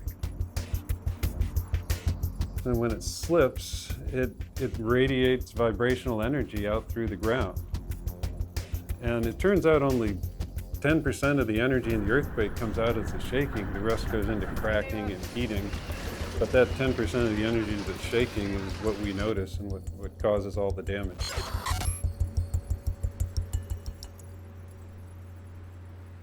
In a sense, we can trace the origin of earthquakes today back to the birth of the solar system. But all that is cold comfort to the people of Haiti, who happen to live on a turbulent shunting yard of tectonic plates. Broad plate tectonics that drove the forces that caused the Haiti earthquake was an interaction between the Caribbean plate and the North American plate. The North American plate actually wraps around the Caribbean plate, and the Caribbean plate moves eastward relative to the North American plate. And when it impinges the North American plate to the east, it actually goes underneath the Caribbean plate. And then to the west, the North American plate and the Caribbean plate actually slide past each other. So the Haiti earthquake happened kind of in a region where both these effects were going on. Parts of the fault have been locked for centuries, accumulating stress. Without warning, they suddenly let go just before 5 in the afternoon on the 12th of January, 2010.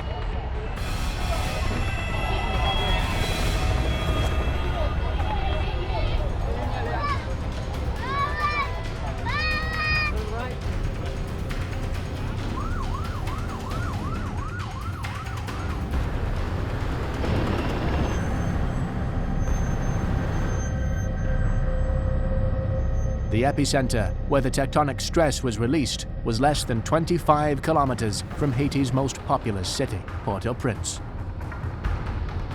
The impact was so devastating that the true death toll may never be known.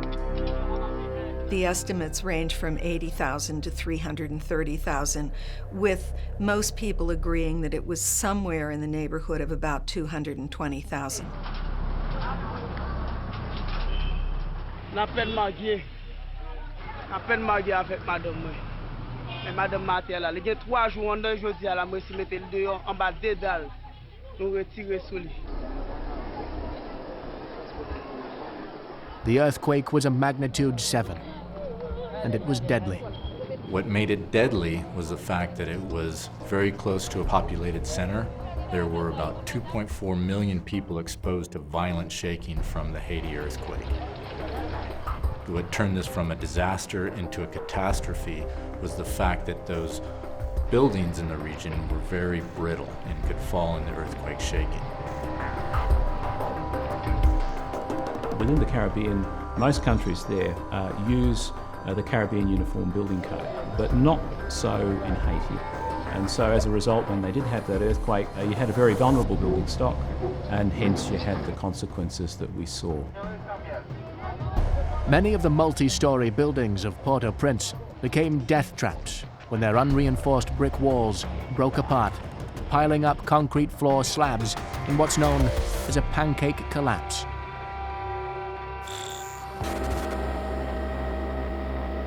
The shaking causes a disintegration of the columns and the walls that are supporting the floors, and then you basically end up with a stack of floor slabs. And in some cases, you can have multi-story buildings be ending up as a great big stack of floor slabs, and you could just imagine the consequences, for people in that building at the time. That was my father's house, so we lose it. My mother was. Now we have somebody here. There's some person inside the house. We can't find him. We don't have a loader to take them out. Beyond the immediate aftermath, earthquakes in poor or politically paralyzed countries set off a chain of rolling disasters that can take years or even decades to resolve. Haiti has long been known as the Republic of Non-Governmental Organizations, the Republic of NGOs. International donors provide funding to NGOs as opposed to funding to the government to perform governmental functions. The president is in the airport. Why you don't do nothing for us? We try to ask to help us, at least for the food and water. Y ahora vamos a ver qué hacemos porque no tenemos medicamentos, no tenemos material para trabajar. It's unfortunately the case that in Haiti, there were many people who were barely self-sufficient before the earthquake. And the nature of the damage, the social disruption, and the damage to service delivery systems made the recovery all that harder. We're talking about a disaster where merely removing the debris took years.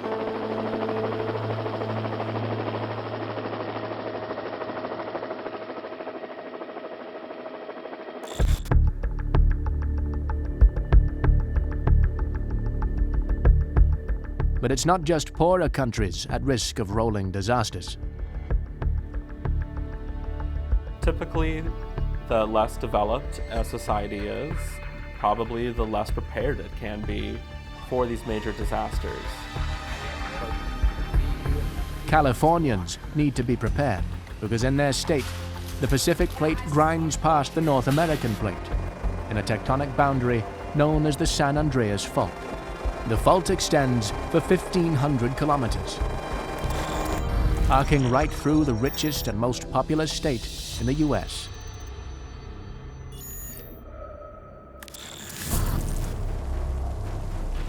In 1906, the San Andreas Fault was responsible for the destruction of most of San Francisco.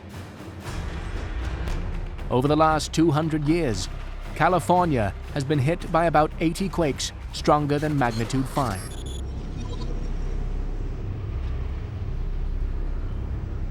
San Fernando Valley is a densely populated urban area not far from downtown Los Angeles. 4:30 on a Monday morning, residents of Northridge had no idea what they were about to wake up to. For about 20 seconds, a magnitude 6.7 earthquake shook the city with the strongest ground motion ever recorded in urban North America. A minute later, there was a magnitude 6 aftershock.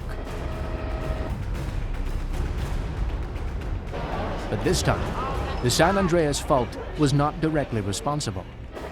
Ominously, this quake came from a blind thrust fault that was previously unmapped and unknown.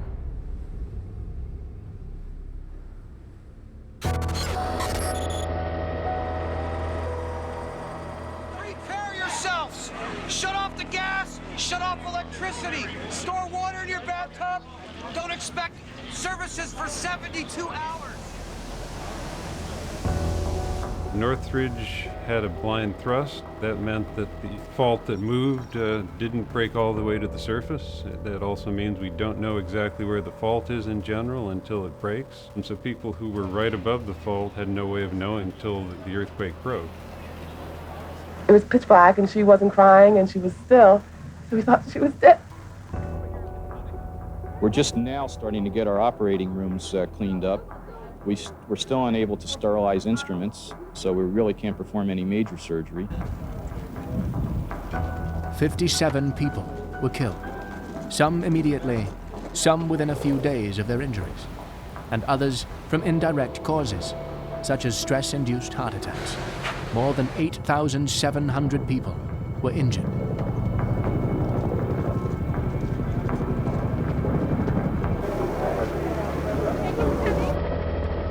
Due to the damage caused by the earthquake, I have, by signing the document that I will sign at the end of this statement, declared these areas of California to be a major disaster.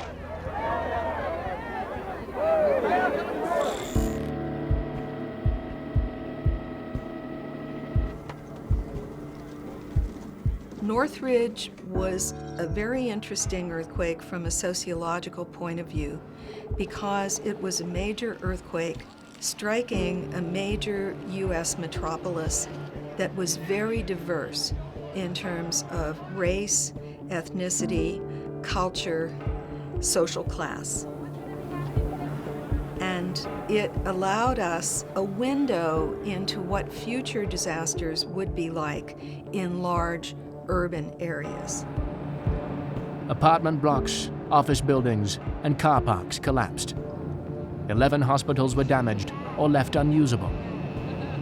About 20,000 people were temporarily homeless. We also saw that it's possible for a disaster like the Northridge earthquake to create pockets where damage is so heavy that they temporarily at least become ghost towns. These kinds of effects represent real challenges in terms of recovery because it involves not individual units but entire neighborhoods that need to be recovered. Elevated freeways were smashed and bridges cut. Fortunately, the early hour on a public holiday meant the roads were not packed with traffic at the time.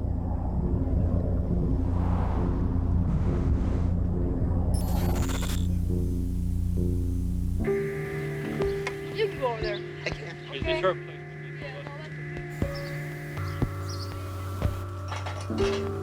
Property damage was estimated to be worth more than $20 billion, making it one of the costliest natural disasters in U.S. history. It's just the effect of shaking Los Angeles with the 6.5 right in the middle of the city.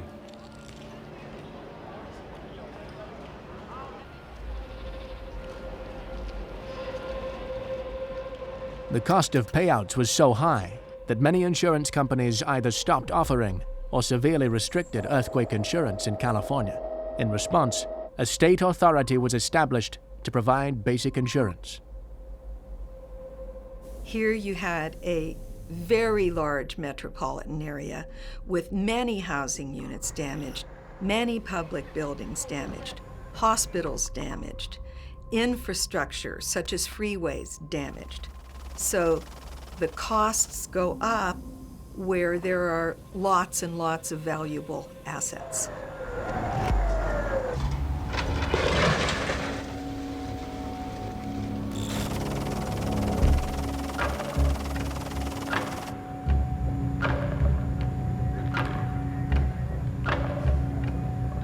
The most dangerous buildings in an earthquake are those made of unreinforced bricks or concrete blocks.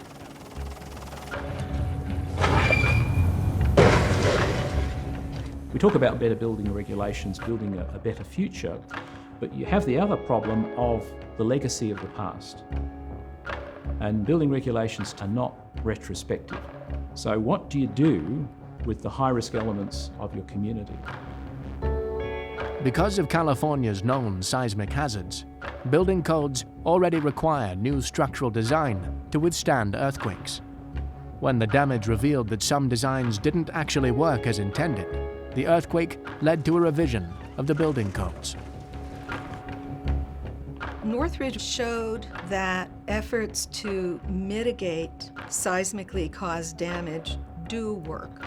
Los Angeles had started a retrofit program for its old, dangerous buildings.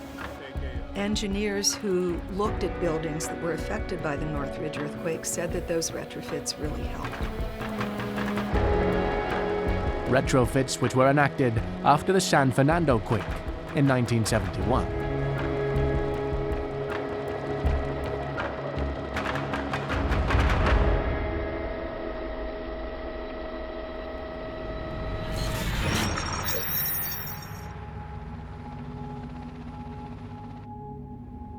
Hitting at 6 a.m., a 6.6 magnitude earthquake rocked the San Fernando Valley for 12 seconds. Collapsing highways, hospitals, and homes. The quake had also caused parts of the lower San Fernando Dam to collapse, leaving only a thin dirt wall between it and the 80,000 residents below. Attention all residents. We are evacuating this area immediately. Worried when I saw the first broadcast what was left of the dam. In fear of aftershocks, the valley was evacuated as the dam level was lowered.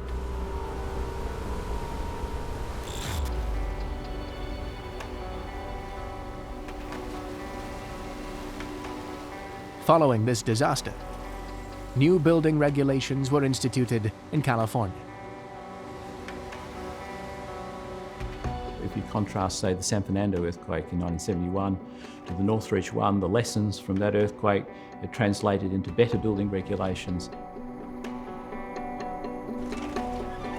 Regulations that proved their worth in 1994, when the Los Angeles Reservoir, a new and improved lower San Fernando Dam, survived unscathed. So if we think of that objective of building resilient structures, tough structures, ones that would protect life in a major earthquake, the Northridge earthquake largely illustrated the effectiveness of building regulations to do that.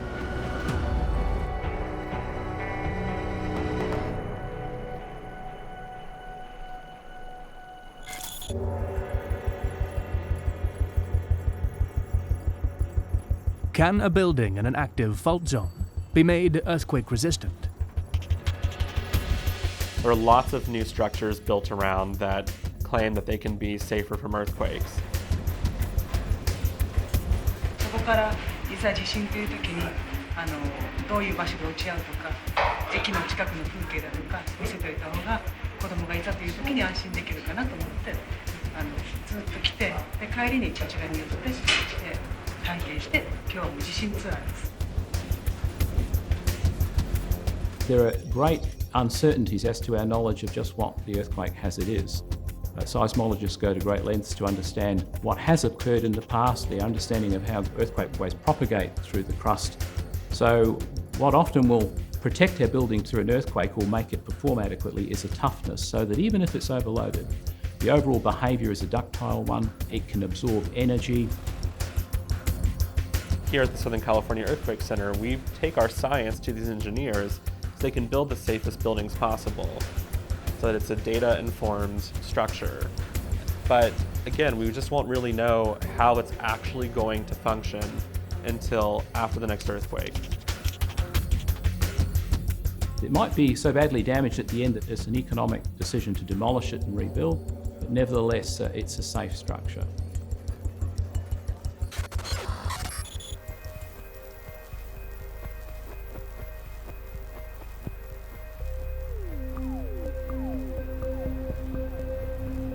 When it comes to building earthquake-resistant skyscrapers, one of the first to capture the public imagination was the 48-story Transamerica Pyramid in San Francisco. Interestingly, that building, the construction started in 1968, so it was built in the context of US building regulations without the learnings of the 1971 San Fernando earthquake. It's a steel frame structure, so it's ductile construction. The mass is concentrated at lower levels by virtue of being a pyramid, and so it has performed well in earthquakes that have occurred in the region, and we would expect it to perform very well in future earthquakes as well.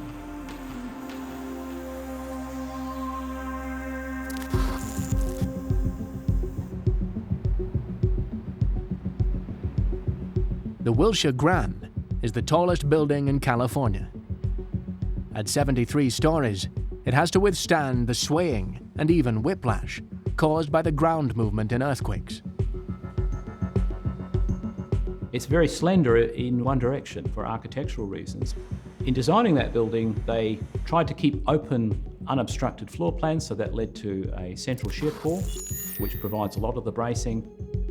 But they also used a common technique for those taller structures, which we call outriggers. So at 3 levels, they had an outrigger system that reached out to the exterior columns to provide a stabilizing action as well, to stiffen the structure for wind and earthquake.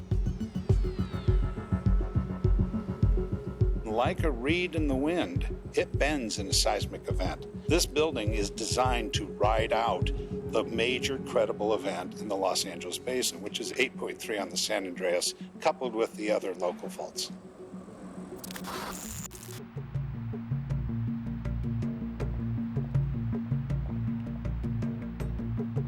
The 101-story Taipei Tower in Taiwan is among the world's tallest. It's built a few hundred meters away from a major fault line. This is a very significant day for Taipei 101 project. It's the topping out of the steel structure. And with the spire in place, we will be at 508 meters, which will be the tallest structure in the world. It's a country which has both severe earthquake and wind hazards, so it suffers from quite strong typhoons. So they made use of a massive tuned mass damper, 660-ton ball suspended over 3 stories at the top of the building. If a building has a counterweight, as it shifts, it allows the building around it to move left, so that moving weight allows the building to basically flex more gently from the shaking of the earthquake, and then it's easier to build a strong building that will not collapse. While the tuned mass damper is reported to reduce building movement by about 40%, it's yet to be put to the test by a major earthquake. And that will have much to do with the type of soil Taipei is built on.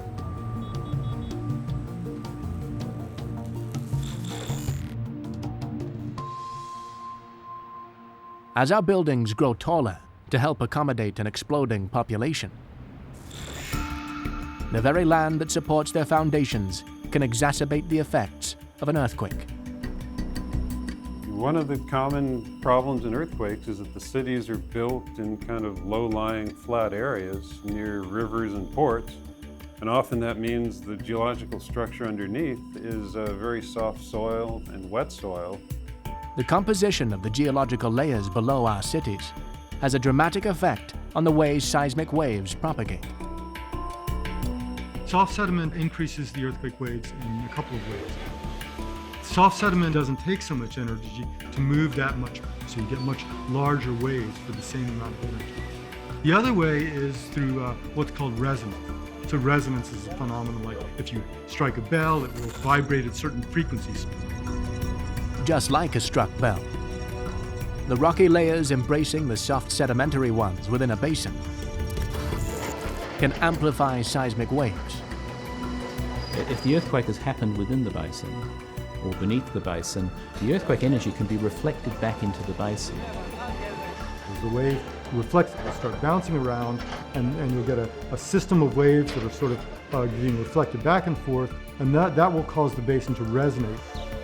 And this can be a real problem if that resonant frequency matches the frequency of buildings.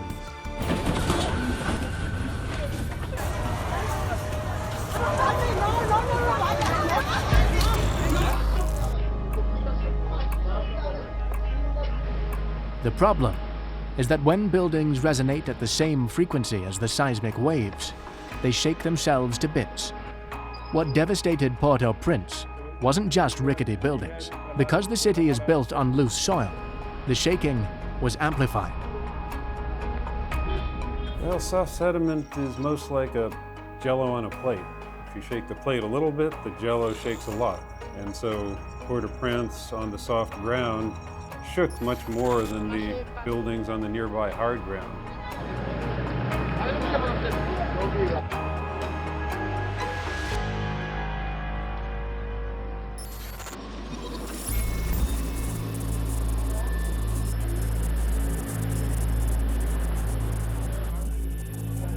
And like the one in Northridge, the Haiti earthquake was also from a blind thrust fault that nobody knew existed. A blind thrust fault is a fault that actually doesn't reach the surface, so you can't see easily where that fault occurs. When that earthquake first occurred, we looked at the maps of fault, we looked at aerial pictures, and there's a large strike-slip fault that runs through southern Haiti. And then we went in afterwards and did surveys and looked at how the ground moved by looking at displacement of corals and GPS measurements, and it became apparent that that wasn't the main culprit. There may have been some movement on that fault, but it was more likely a blind thrust fault off that main strand in Haiti that caused the shaking and caused the damage. And this is not the best news for Haiti because you can have another earthquake on that major surface fault that goes through there.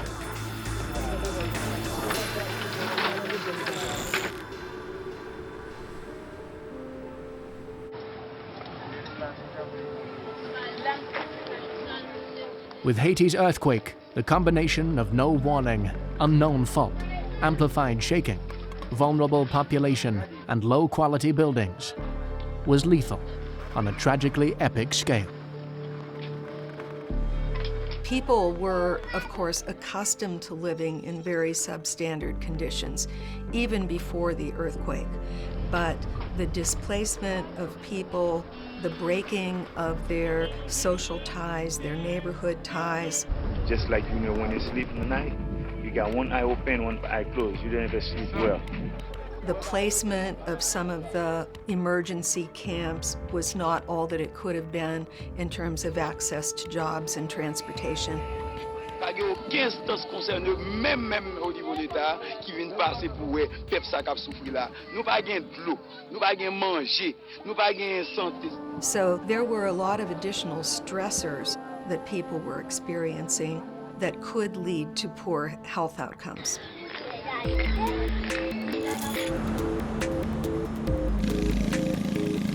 You have an urgent need to provide accommodation for people, and that's one of the challenges that they've had in Haiti.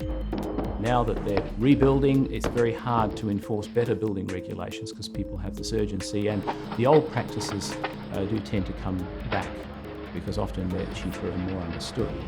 So you can have quite a challenge of building back better so that you're ending up with a more resilient community after the event. Apart from the challenge of building houses that won't collapse, there's another problem for seismologists: finding ways to give people as much warning as possible. Fundamentally, earthquake monitoring has been the same for a long time. We have a lot of seismometers. We can tell where earthquakes happen, how big they are. We can try to understand the fault systems. One of the new elements is earthquake early warning, which is a network we're building now to warn people before the shaking hits them. It turns out if you see an earthquake starting and can understand what's happening, you can tell people there's shaking that is coming but hasn't reached them yet. You can get anywhere from a few seconds to, at very best, a few minutes of warning to people, and then they can do what you can do in a few seconds or minutes, which we think that should cut the costs and casualties by tens of percent, maybe a factor of 2, if we can take the right actions. We can't predict exactly how big and where an earthquake will be, but we can predict regions that are more likely to have earthquakes than other regions, and regions that are potentially closer to having a very large earthquake than other regions.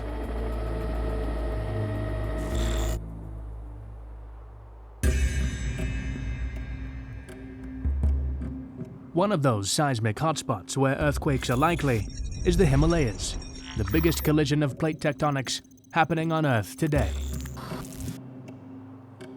The Himalayas have been formed over millions of years as the Indian subcontinent impinges upon Eurasia. This causes the mountains to rise as the Indian plate subducts beneath the Eurasian plate.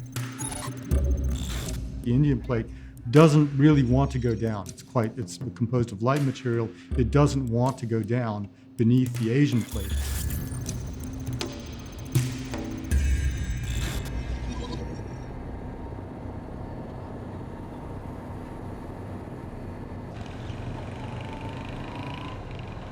Kashmir is disputed territory between India, Pakistan, and China. Its rugged mountainous landscape is dominated by the Himalayas and the tectonic stresses built up deep below.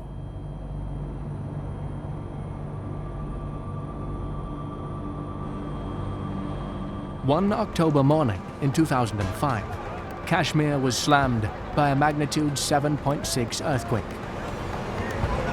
Unlike the strike-slip quakes in Haiti and Northridge, this was an oblique slip with potentially more deadly ground movement.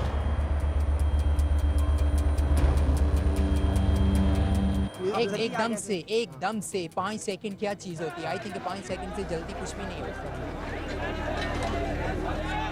We are doing all the rescue operation. There are people inside. The earthquake in Kashmir in 2005 was actually a mix of what we would call a thrust earthquake, one plate riding up over the other, and a strike-slip earthquake, one plate moving sideways. So an oblique earthquake is one that has elements of both. One side's rising, but it's also moving laterally. Kashmir was vulnerable because you had a large population center and you had a number of buildings that could not withstand strong shaking. Additionally, it was a mountainous region, so you can have landslides that can cover entire towns.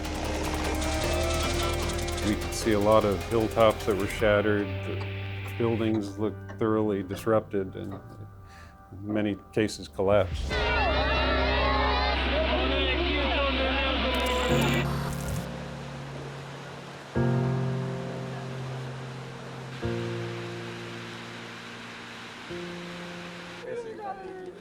An estimated 3 million people were left homeless. More than 80,000 people perished. यहाँ पर मुजफ्फराबाद में बहुत तबाही हुई है, बहुत लाशें पड़ी हैं, अभी मलबे के नीचे हैं और बहुत लाशें दफना चुके हैं हम और पूरा शहर तकरीबन तबाह हो चुका है.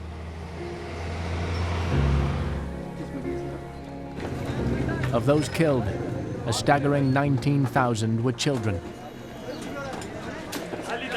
So typically the schools were load-bearing brick walls, quite heavy concrete slabs, often multiple stories, and even the roofs often were concrete slabs as well. So what happened there was the timing was unfortunate because it was during school time, the classrooms were full.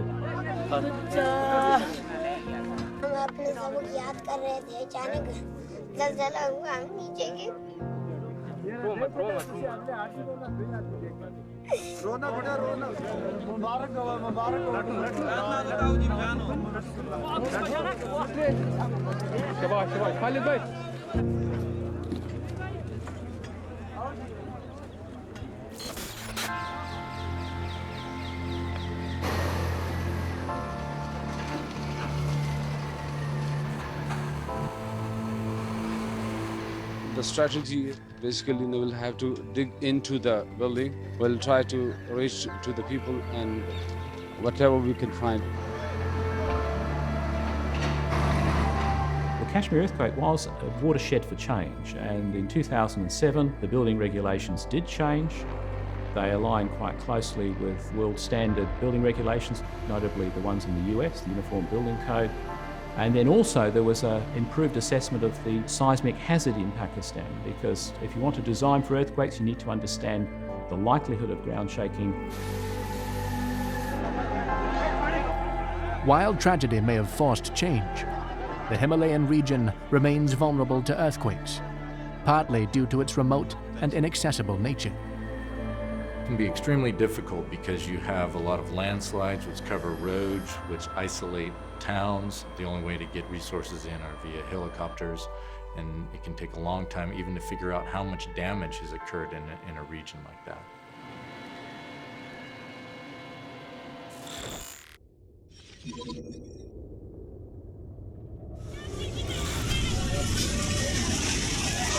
Get out here!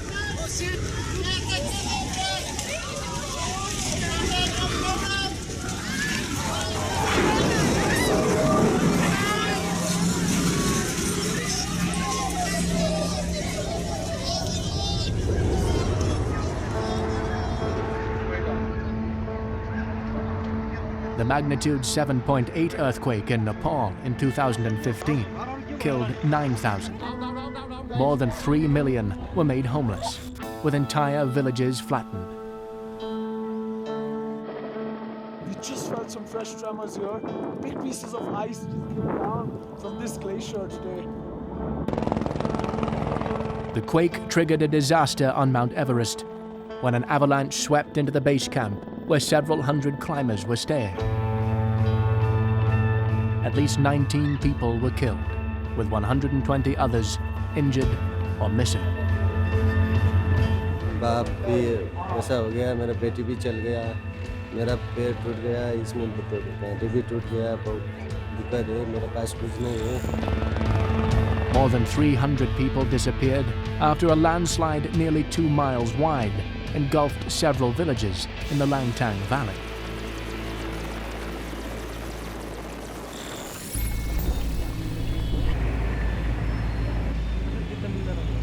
Although hampered by heavy rainfall, landslides, and aftershock, Nepalese soldiers mobilized for search and rescue, managing to find survivors for a week after the earthquake. International teams, French, Polish, American, swung into action to assist. We were told that there's voices heard in a void space. We're going to go out, hopefully locate that victim, and we're going to go ahead and have the rescue squad come in and help extricate that victim out of the hole. 5 days after the quake, there was jubilation as 15-year-old Pemba Tamang was pulled free from the rubble of Kathmandu unharmed. It's what we call an entombment. So he wasn't specifically crushed, but what he was inside of a box with heavy concrete all around him.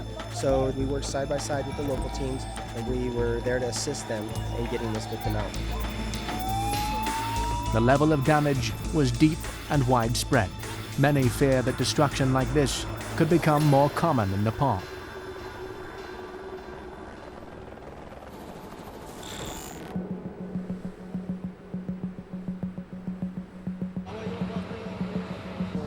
Across the Himalayas is what seismologists call a slip deficit, or a seismic gap.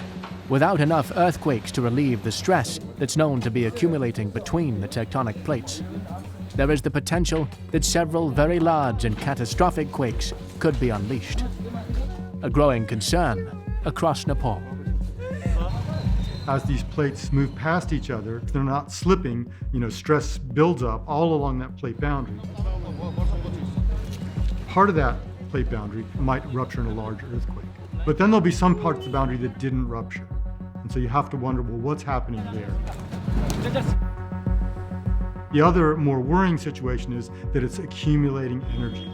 So if there's part of the plate boundary that's not slipping, that's referred to as a seismic gap. And so that Nepal earthquake occurred in a seismic gap. It didn't completely fill that gap. So it would be a mistake to think that has relieved all the stress and there won't be further earthquakes.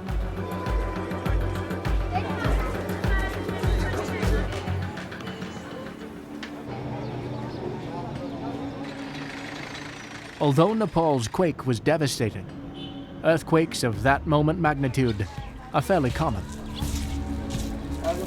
Each year, 14 magnitude 7 earthquakes and at least 1 magnitude 8 occur. But when it comes to rating earthquakes on their strength, what does the moment magnitude scale measure?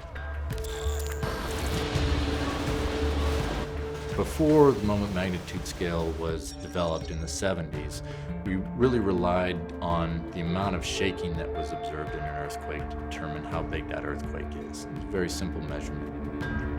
But the moment magnitude scale is important because it's proportional to the area of the fault that ruptured in that earthquake and also the amount that fault moved in the earthquake. And so it's a more physical measurement than simply looking at the shaking from the earthquake. Magnitude's a number that's logarithmic, and what that means is every time you step by a magnitude unit, you're increasing the motion by about a factor of 10 and the energy by about a factor of 30.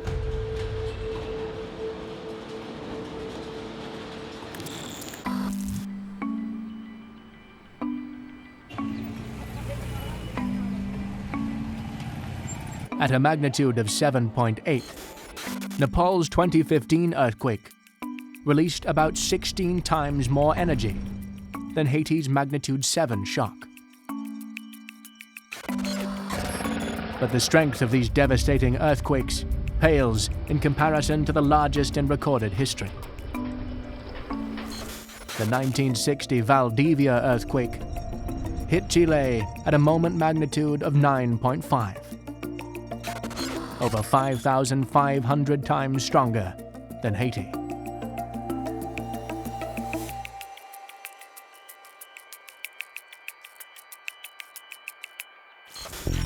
But the energy an earthquake releases does not always translate into human devastation. As the months rolled by, Haiti's vulnerability to disaster was exposed. Recovery was slow to start, and, to this day, remains a work in progress. With so many unburied bodies, the conditions after the quake led to concerns of a disease epidemic. An outbreak arose from sewage discharging into a river, but from an unexpected source. And one of the most tragic things that came out of Haiti was that the UN contingent of soldiers that was sent in from Nepal set off a cholera epidemic that killed additional thousands of people and affected a high proportion of the entire population. Quant à la source de provenance et de propagation de cette épidémie, c'est pour là, et bien déplacer, évacuer, base de malaise, tout pour la garder là.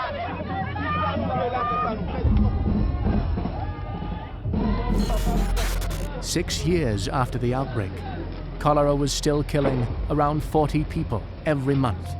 In 2017, about 800,000 people, 7% of the population, had been infected with cholera, and more than 9,000 Haitians had died.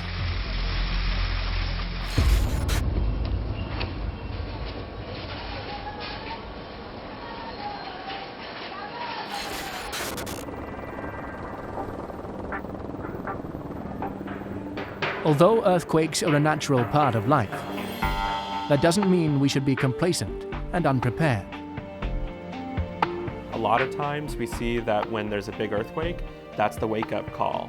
But the wake-up call should just be knowing that you live in an area where earthquakes are common or can happen. How we build, where we live, and how we learn can be the difference between life and death. In Haiti, as in many, many parts of the less developed world, you have settlements springing up and growing in areas that are inherently hazardous. As our population explodes and the dangers earthquakes represent increase, our quest to understand and predict these events could save the lives of millions. I used to find earthquakes scientifically interesting, and you see the damage that these earthquakes can cause. You see the impact that they can have. And they're no longer, to me, a scientific curiosity. They're really an enemy.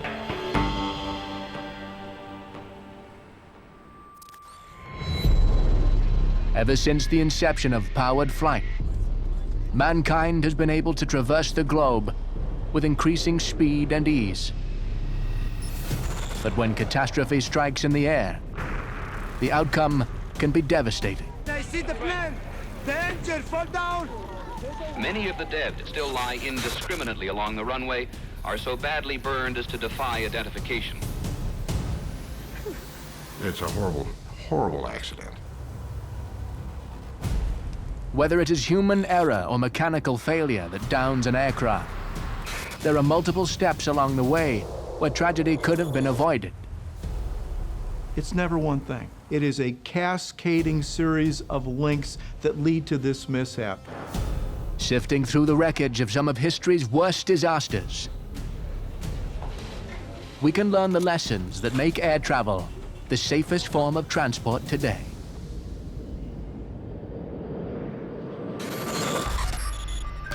Around the world, humanity exists only moments from catastrophe. Disaster bubbles below the surface of the Earth, strikes from the heavens or engulfs us from the sea. But we are not merely at the mercy of our planet. In our pursuit of industry, global connectivity, and reach for the stars, lives have been lost. Disasters reveal the best and worst of mankind, as one tragedy compounds another. How do these disasters occur? And what lessons can equip us when catastrophe strikes again?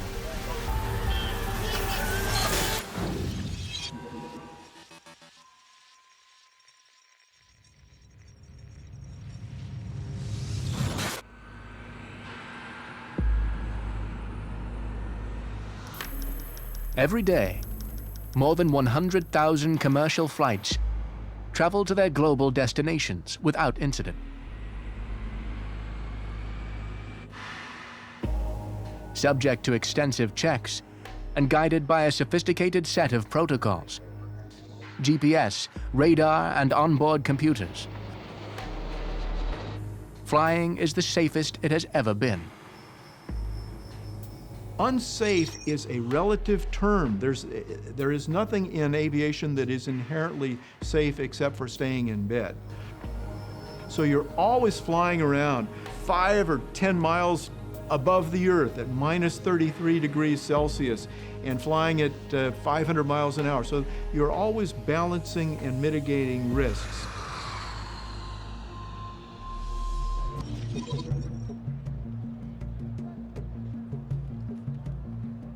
In 2014, Malaysia Airlines Flight 17 was loading up in Amsterdam Airport Schiphol, with mainly Dutch passengers keen to start their holidays.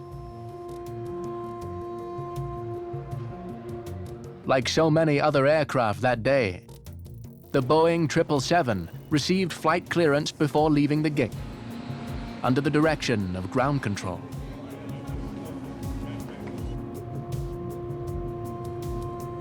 Once ready for departure, final takeoff clearance would have come from the air traffic control tower before MH17 took to the skies.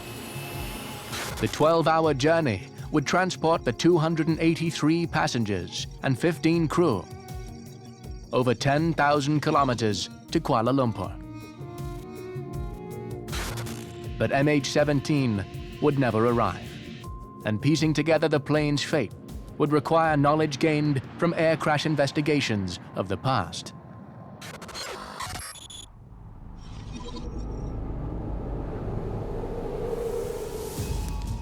The world's deadliest flight disaster occurred in the Spanish Canary Islands 40 years ago. Before 2 Boeing 747 jumbos had even left the tarmac. Many of the dead still lie indiscriminately along the runway, are so badly burned as to defy identification. The Tenerife accident is the worst accident in aviation history, with over 500 people dying. As is almost always the case in fatal air accidents, not one, but a series of things went wrong.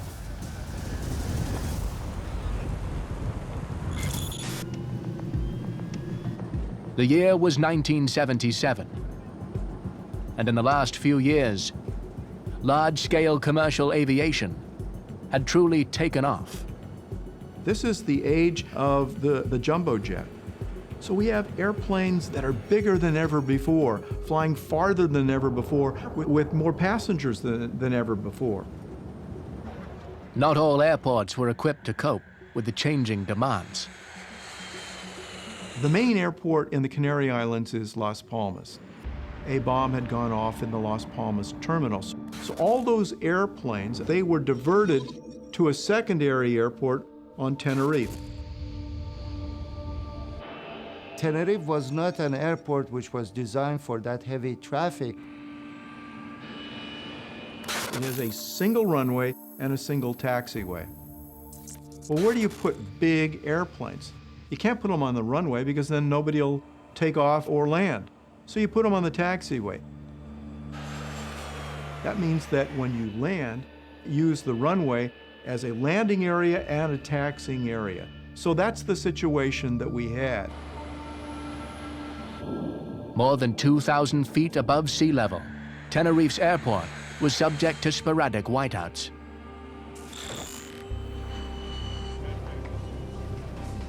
Awaiting instructions for takeoff that day were two loaded jumbos.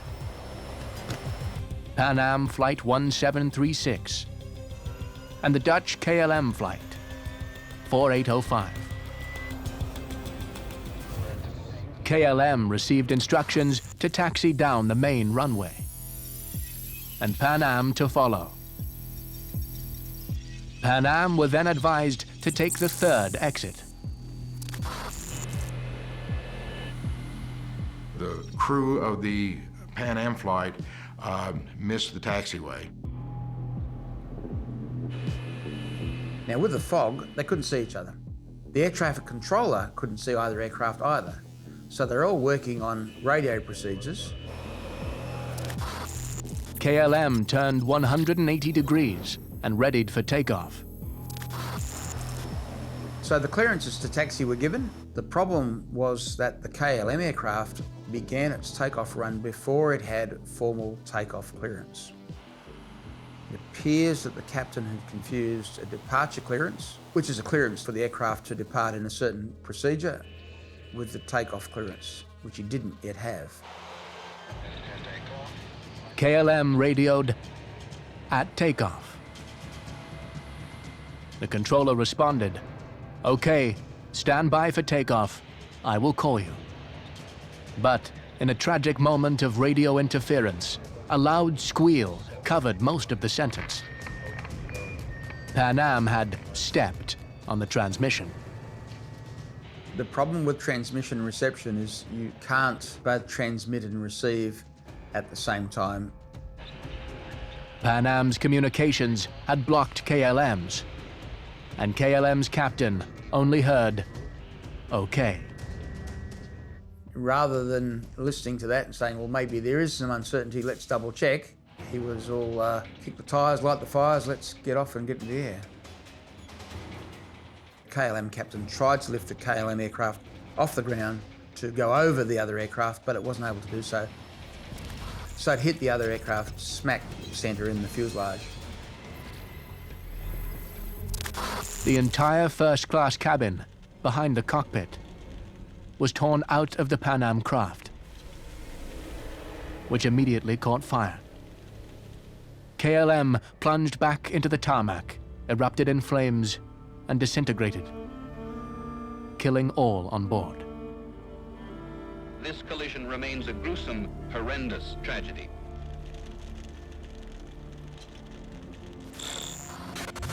"583 people lost their lives in the Tenerife collision.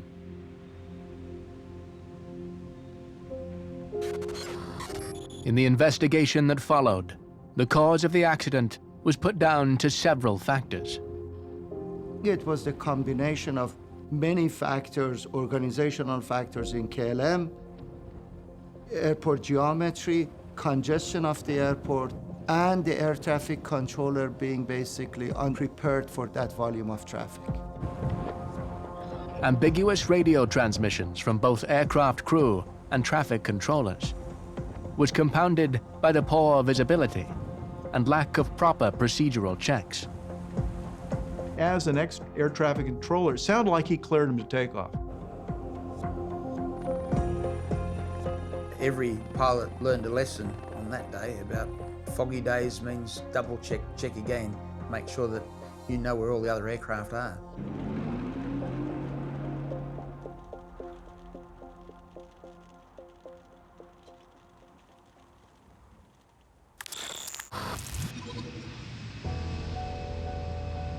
Unlike the KLM flight departing Tenerife, Malaysia Airlines Flight 17 took off without incident, setting a course for Kuala Lumpur at a cruising altitude of 330, 33,000 feet. MH17 was following a normal flight path, but there were a lot of abnormalities that attended this mishap. MH17's flight path involved passing over Ukraine. Коли вкрали надію у людей, надію в завтрашній день у кожного з нас. Where an armed conflict was taking place. An aircraft had been transiting that route over the Ukraine for years. The trouble is, of course, is that there was an insurgency, and it got worse in the preceding week or two. Been some unmanned aerial vehicles actually shot down in the same area. Я дошла только до второго дома и сразу услышала этот звук сумасшедший.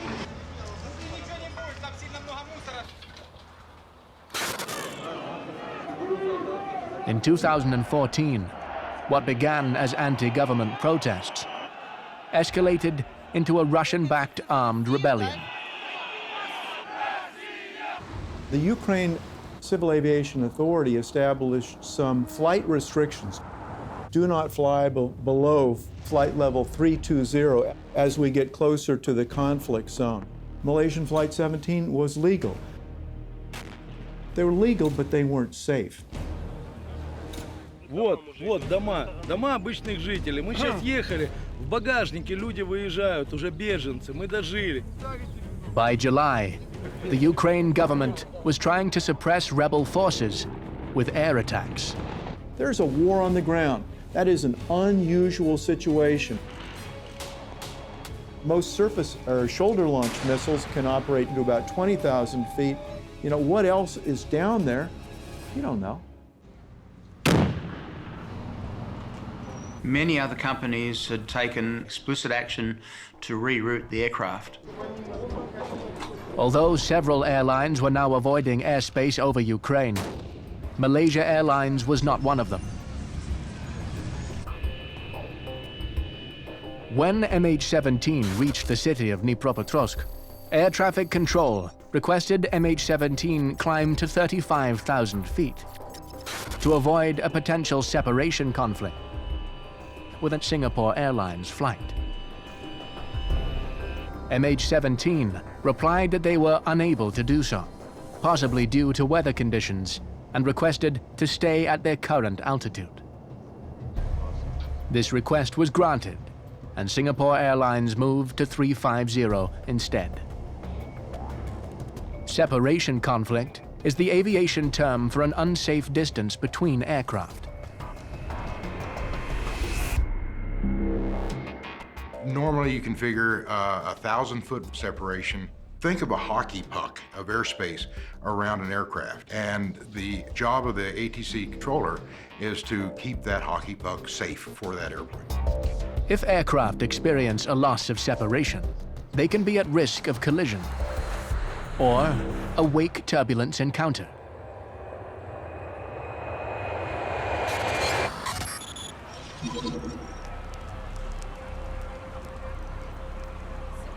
It was wake turbulence that led to horrific scenes in Queens, New York, just 2 months after 9/11. The accident occurred in clear skies, so anybody watching from the ground can see the entire incident. Hundreds of residents in Bell Harbor watched in horror as a passenger jet broke apart in midair and plunged into their neighborhood. I see the plane, the engine fall down, the pitch then left side and make it straight all the way down.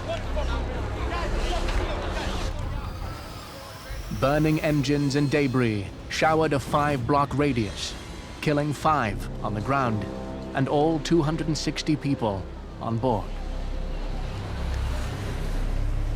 Everyone across the US thought this was terrorism. And so this is a community that has already been devastated by aviation-related disasters, and this was another one right on their doorstep.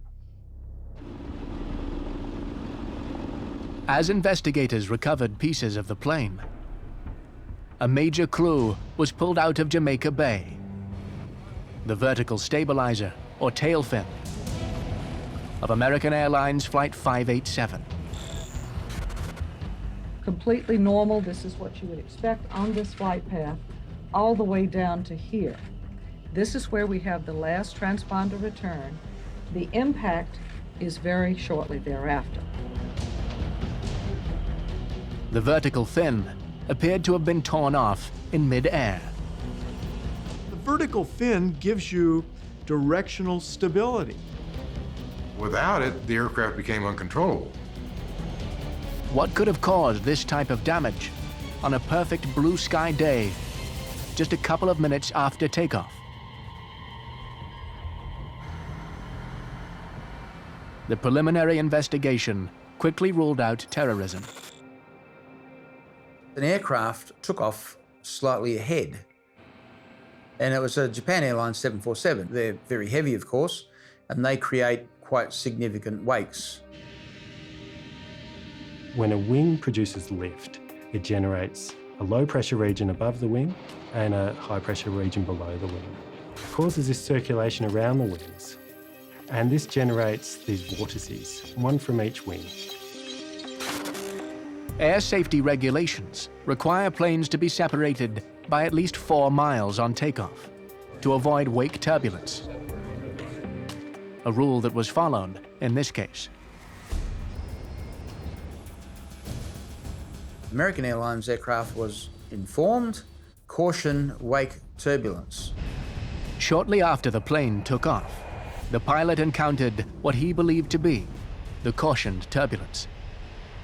The first officer stomped on the rudder pedals rather heavily with full rudder deflection left and right in order to correct the wake turbulence, which got the vertical fin going back and forth at a rate that exceeded the design load. The fin broke off, which the rest of the accident just followed on after that. An aircraft just crashed to the south of the field. It's a huge fire, tremendous amount of black smoke.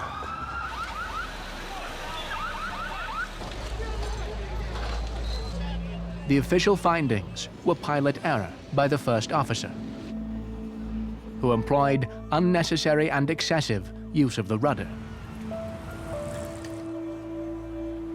The question that's raised here, though, is why would a reasonable pilot do this?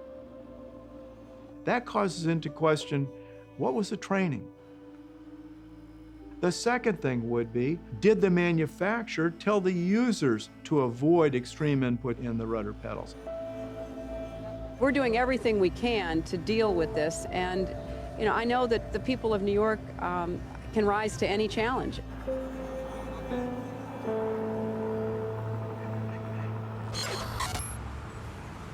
In addition to pilot error, the National Transportation Safety Board found that training by the airline and poor rudder design were major contributing factors.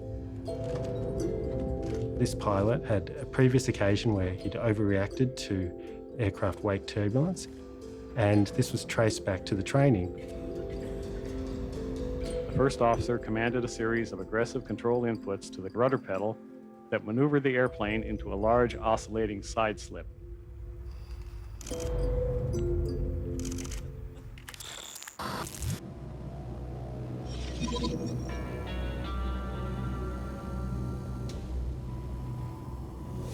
As MH17 tracked over eastern Ukraine, it was not just other aircraft that posed a potential threat. Approaching the Ukraine-Russia border, radio contact went dead.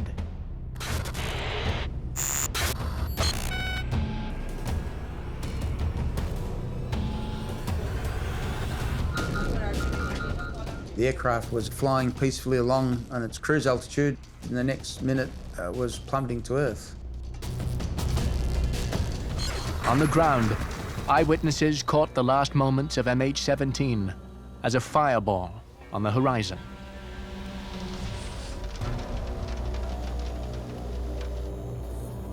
Но я видела, как она летела сверху. Вот так, летела, летела, летела, крутилась, крутилась, аж шлакоблочила. Что шлакоблочила, даже упал. Across a wide expanse of villages, paddocks, and farmlands, aircraft pieces and bodies rained down. They fell in fields, through roofs, into gardens. It was spread over 50 kilometers, and that's not just wreckage, but the unfortunate victims as well.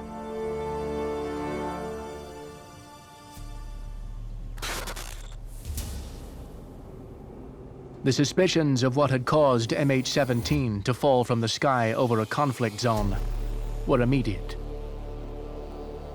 The West claimed the plane had been hit by a surface-to-air missile fired by pro-Russian rebels. The Russians suggested a Ukrainian government jet had shot down MH17.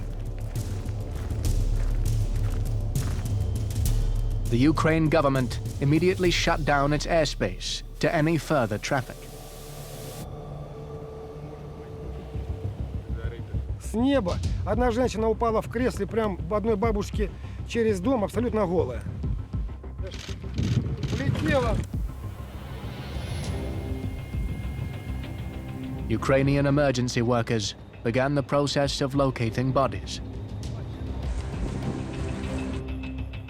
Initially, Ukrainian authorities, for doing the investigation, they realized they could not do it in an unbiased manner. So they called in the Dutch authorities to do the investigation. The kind of approach to all of this work is to do things as quickly as possible. Time is of the essence, too. There were reports of pro-Russian separatists tampering with the wreckage and blocking access to the site, delaying the investigation. There were times when the accident investigation team would advance to near the accident site, and there would be too much shooting, or mortars would come in, and they said, we just got to get out of here.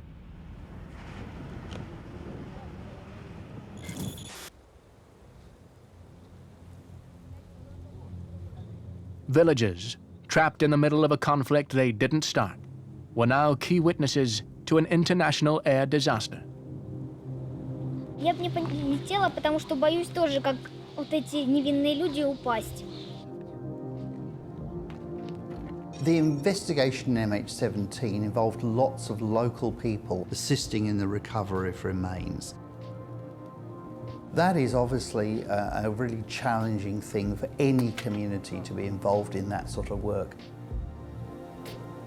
People who don't see deceased people, don't see body parts as part of their ordinary daily life, often find it very, very hard, either at the time or sometimes months and years later.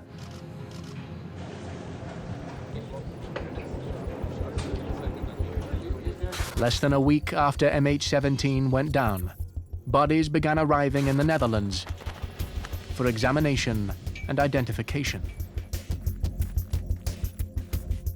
That situation, you have two processes running in parallel.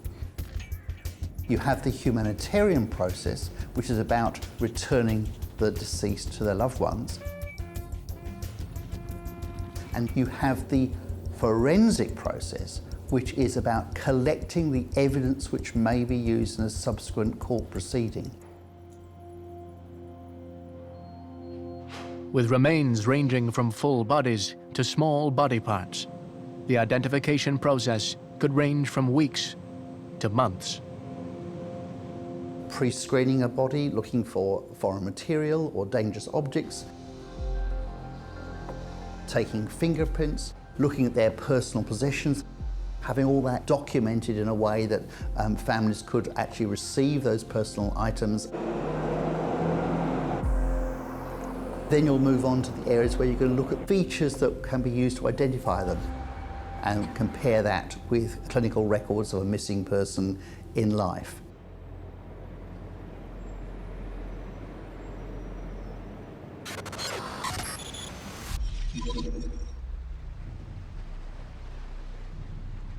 As hard as it may be to comprehend a commercial airliner full of passengers being mistakenly shot down, it's happened before, by a US naval ship. The year was 1988, towards the end of the Iran-Iraq War.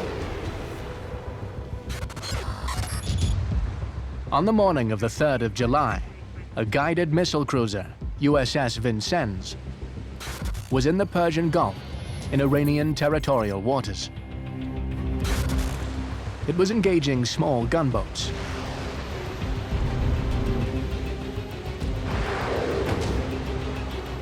Around the same time, Iranian Air Flight 655 was taking off from Tehran's Bandar Abbas airport, heading for Dubai. It was a routine, scheduled international flight.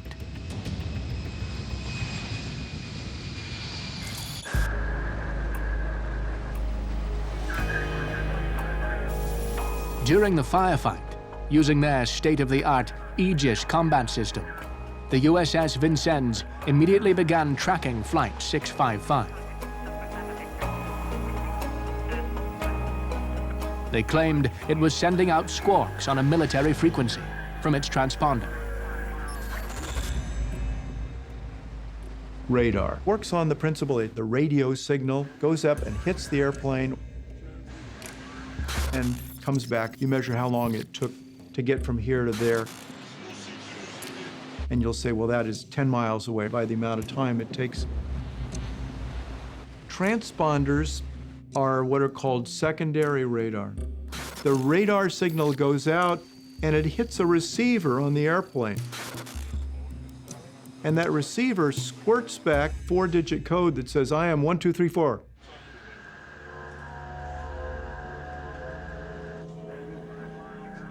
The crew interpreted what they received as the aircraft being an F-14. The only operators of F-14s at that time were the United States and the Iranian military. The naval crew began sending out multiple challenges to the aircraft.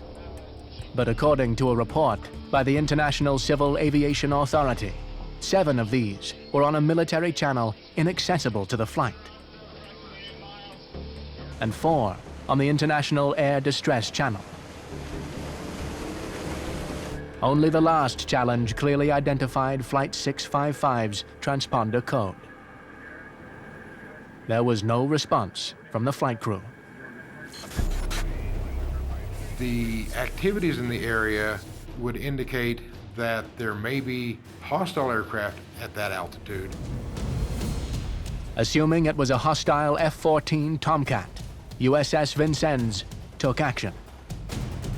The United States Navy ship fired a missile at the Iranian Airbus.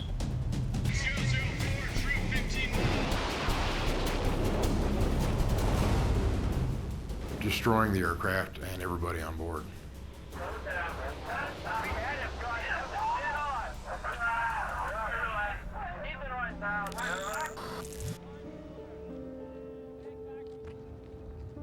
Their mistake cost the lives of 290 civilians.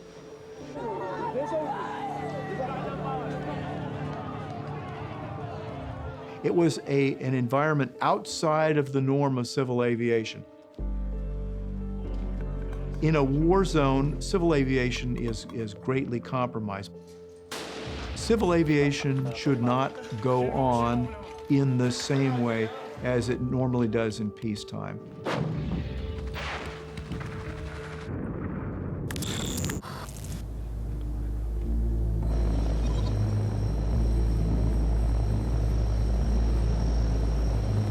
Within days of the MH17 air disaster, Dutch authorities received part of the plane critical to any investigation: the black boxes. But they revealed little. Everything was fine right up until the tapes stopped. Although investigators couldn't tell what had caused the crash from the black box, they could tell where it occurred. By triangulating the recordings from the microphones in the cockpit, the investigators were able to discern that the cause came, suspiciously, from outside the aircraft. A useful lead, but ultimately, the greatest hope for determining the cause of the crash was the wreckage It arrived months later in the Netherlands, transported on flatbed trucks under police escort. Piece by piece, the remnants of MH17 were painstakingly assembled. In most cases, they will start laying them out horizontally on the hangar floor, then build a jig to start mounting all these pieces onto in order to get the aircraft back to the original condition as possible.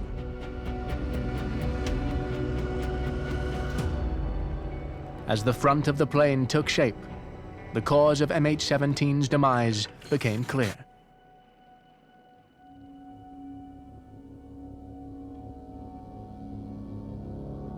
There are certain types of damage that are attendant to an explosion.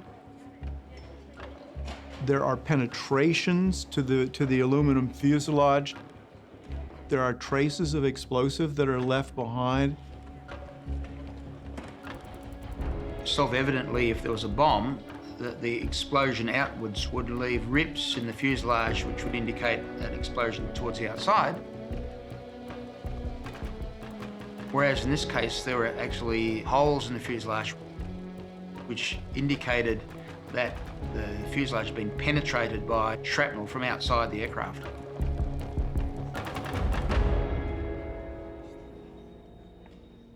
They started doing experimentation with what size warhead it would take to be able to cause that amount of damage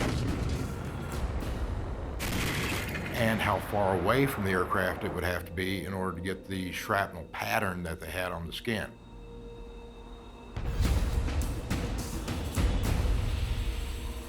The Dutch Safety Board reached their conclusion in October 2015. MH17 was shot down by a Russian-made Buk 9M38 surface-to-air missile. Fired from territory held by pro-Russian separatists. Buk surface-to-air missiles can travel at 3 times the speed of sound, to a range of 80,000 feet. They are designed to seek out fighter jets, detonating just before hitting their target.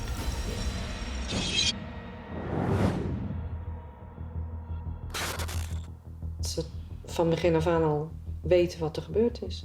Beetje angstig. Ik denk dat politiek te gevoelig ligt. In the case of MH17, confirming the information garnered by triangulating the black box recordings, it exploded to the left and above the cockpit.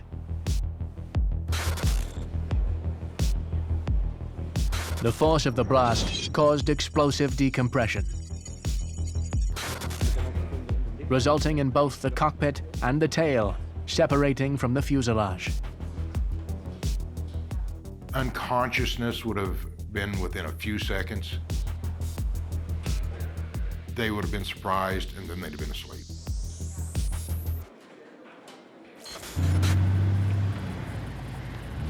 Now, where the Buk missile came from, there was evidence that it had come from a vehicle which had crossed from the Russian side into the Ukraine. Despite multiple lines of evidence supporting a Buk missile strike, Russia continued to deny any involvement. Фрагменты какие-то ракетной установки, которые... У нас есть протоколы по этому поводу, после чего их использование было запрещено, и ракеты были сняты с вооружения российской армии. While tensions between the East and the West hampered investigations into the MH17 crash, historically, they've accelerated aircraft research and development.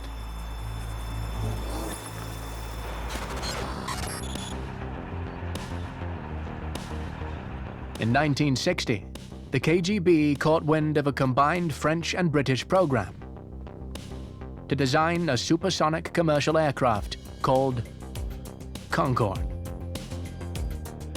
The Concorde could fly at Mach 2, so it could fly more than twice as fast as a normal airline. and it could fly way higher, above 50,000 feet.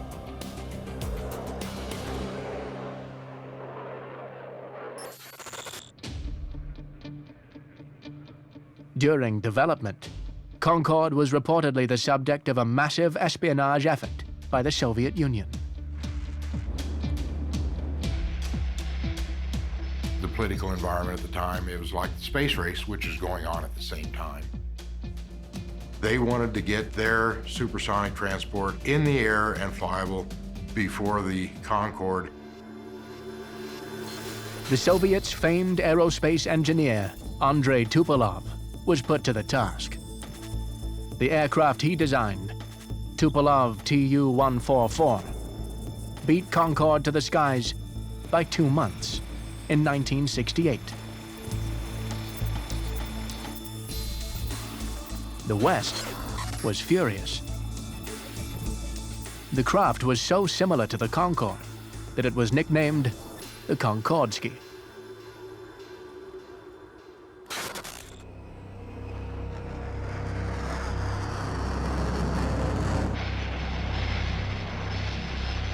Dart-like in their appearance, with distinctive delta-shaped wings, the two aircraft were hard to tell apart.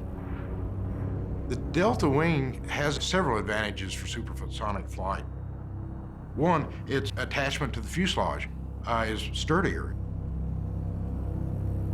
The delta wing design reduces drag by delaying the shock waves that occur as the aircraft approaches the speed of sound.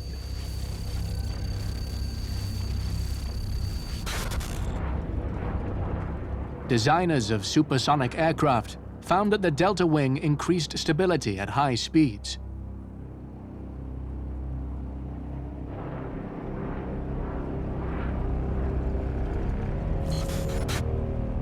But at lower speeds, the aircraft needed to maintain a high angle of attack, a profile that created vortex patterns along each leading wing edge. The vortices that were generated by the wings created a much higher low pressure area over the wing, which enhanced the lift.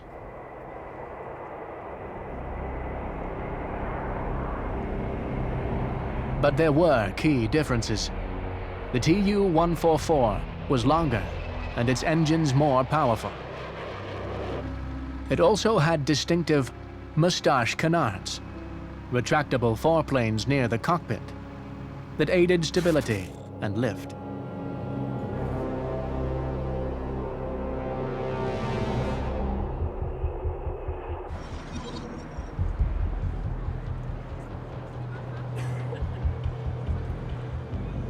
It was this design feature that indirectly became the focus of a horrific air accident before either aircraft entered commercial service. The site was the Paris Air Show in 1973. The East and West were finally coming head-to-head in a full display of supersonic rivalry. Before a crowd of 350,000 people, Concorde flew first. They went and performed for the crowd, very mild, just show off that this airplane can fly. The Russian crew decided that they wanted to show off. In the process of showing off the airplane, they exceeded the structural limits. After a low pass over spectators, the Tupolev pilot entered a show-stopping steep climb. He then took the aircraft into a dramatic descent. Frantic efforts to pull out of the dive failed.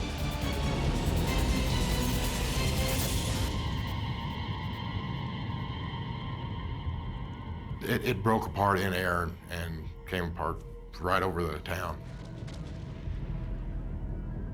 The entire crew were killed, along with 8 people on the ground. More than 60 people were severely injured.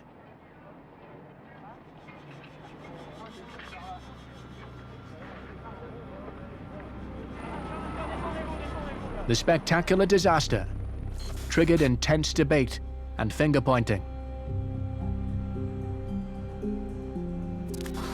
The Soviets blamed the aircraft's severe maneuver on a French fighter jet, which was in flight at the same time. The West counter-accused the Soviets of espionage, blaming Tupolov's structural flaws on stolen, false Concorde plans. Whatever triggered the disastrous mid-air disintegration, the tragedy sent the development of the Tupolev into a downward spiral.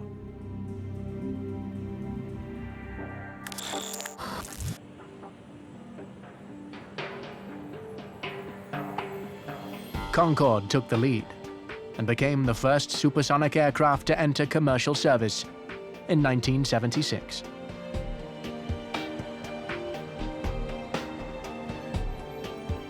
Concorde was in a class of its own. Faster than a speeding bullet, it could rocket passengers from New York to London in just over 3 hours. With tickets only the rich could afford, Concorde quickly became a symbol of wealth and prestige.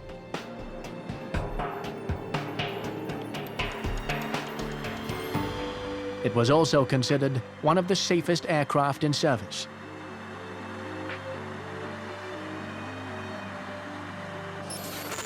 Until a catastrophic crash more than 2 decades later. A smoking wreck of ash and debris was all that remained of a hotel in Gonesse, France, after being hit by a Concorde on the 25th of July, 2000.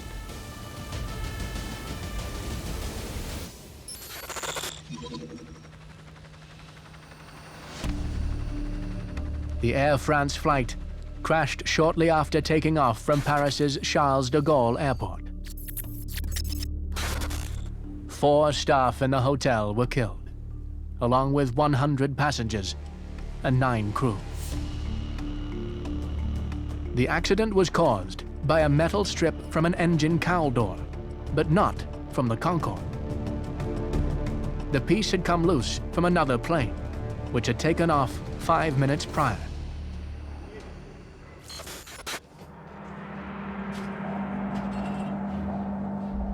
Well, there was nothing wrong prior to him starting the takeoff roll except that metal strip on the runway, which he wouldn't have been able to see. The part had been replaced in Houston during a check earlier that month. But every part on an airplane is made to a specific design, and if it is not done, then that becomes an unapproved part. The replacement part was neither manufactured or installed to specifications. It was to have fatal consequences for those on board the Concorde. As the tire ran over the debris, it exploded under enormous heat and pressure. A big part of the tire came up and hit the fuel tank. And then the expulsion of jet fuel was ignited. As the captain lost thrust on 2 engines, the landing gear jammed, and he was unable to lift the plane higher. Unfortunately, the fire that took hold was very fierce. The heat from that quickly took effect and shut down both of the engines on the left side. The aircraft rolled left and crashed into the ground.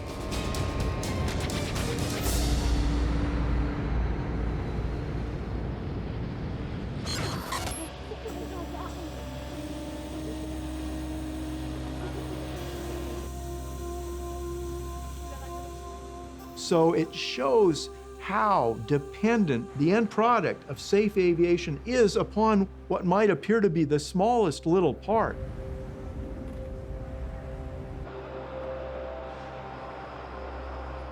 Although the horrific crash was blamed on the small piece of runway debris, Concorde's tires had previously been a feature of concern. The tires are subject to extreme heat and weight.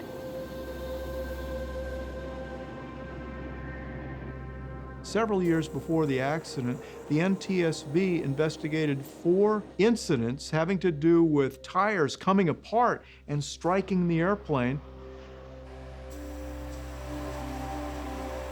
Tragically, modifications to the Concorde's fleet were not made until after the crash. They changed the tires so that they could better withstand some of the speeds. They also put Kevlar around the fuel tanks on the aircraft. But the decline of the Concorde program had already started.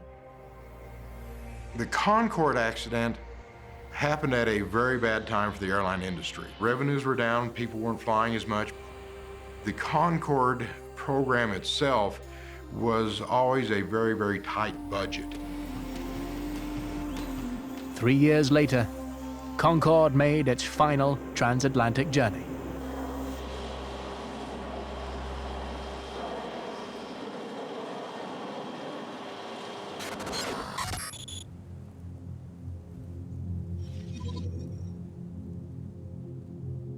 The final journey of MH17 forced airline operators to reassess the balance between hazard avoidance and the cost efficiency of direct routes. In the context of what was going on in the weeks and months before, it is very likely that they thought they were shooting down an airplane from Ukraine. She was for peace. She is for peace, and she will be forever for peace. The question is, how can we improve this system to make it safer?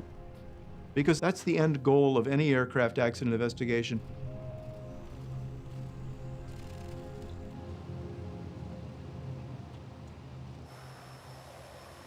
The airlines are now far more thorough at doing their risk mitigation around conflict zones. So that's been something which is going to have far-reaching positive effects. While risks were known at the time of a disaster, an adverse event was thought to be incredibly unlikely. It's an unlikely event, and the trouble is many accidents are unlikely events. Often when we hear of something like this, we'll say, how could anyone ever do this? Who could be so stupid? But that's the wrong question. Right question, how could this make sense? How could someone think that they were doing the right thing? And that applies to every aviation mishap.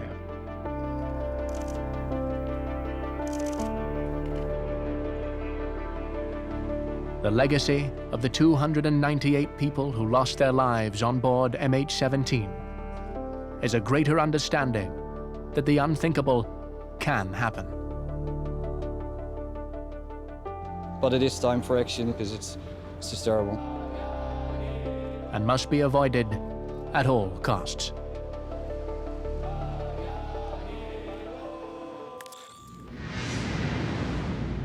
The boundaries between Earth's oceanic plates are alive with seismic activity, Banyak berpotensi tsunami.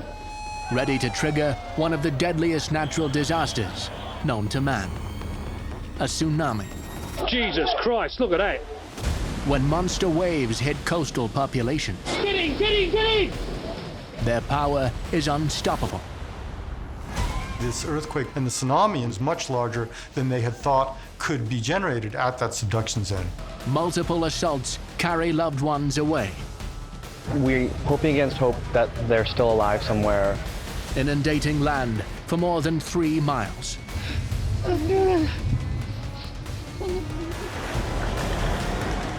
Life has gone. The place has been destroyed. And leaving a catastrophic death toll. They'll still be finding bodies now, I would imagine. They would never have recovered everybody.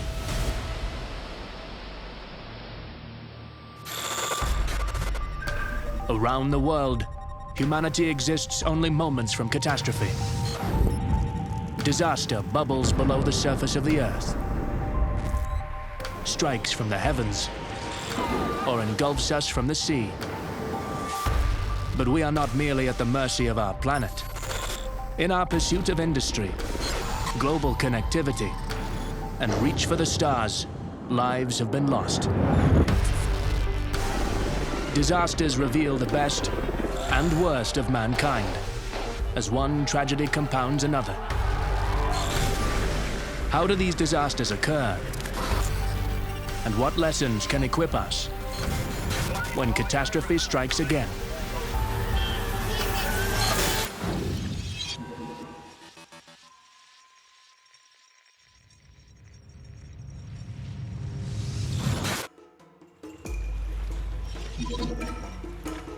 December 26th, 2004. Deep below the waves, off the western coast of Sumatra, the seafloor was ripped apart by a massive earthquake, measuring an average moment magnitude of 9.2. That was one of the 10 largest earthquakes ever recorded, and it was the third largest since 1900. This earthquake ruptured a huge fault. It was about 1,200 kilometers long, all the way up along the subduction zone in the Sumatra region. As the fault unzipped directly opposite Aceh province, its capital was rocked by powerful tremors. The panicked residents of Banda Aceh flooded into the streets as their homes crumbled. But the worst was yet to come. Millions of people around the Indian Ocean were about to be overwhelmed by one of the deadliest natural disasters in recorded history. The earthquake violently shoved the seafloor upwards at a speed of 10,000 kilometers an hour. This is one of the classic tsunami-generating earthquakes. They call it a subduction zone event, where two plates grind against each other, one's pushing the other one down, and then it essentially flips up and bang, that generates a wave. A very large subduction zone earthquake might displace the water by 4 or 5 meters, which might not sound like all that much, but it's doing it over hundreds, if not 1,000 kilometers area. So it's a major disturbance to the ocean's surface, and that's a lot of energy. The displaced energy transferred into the surrounding water, triggering a powerful wave. And that wave, because it's in deep water, doesn't really have anything to slow it down. So it's going very fast. We're talking 800 kilometers an hour. The tsunami sped toward the Aceh coastline. Those who could fled, but for many, it was too late. The torrents of water and rubble dragged thousands to their deaths and continued to surge inland.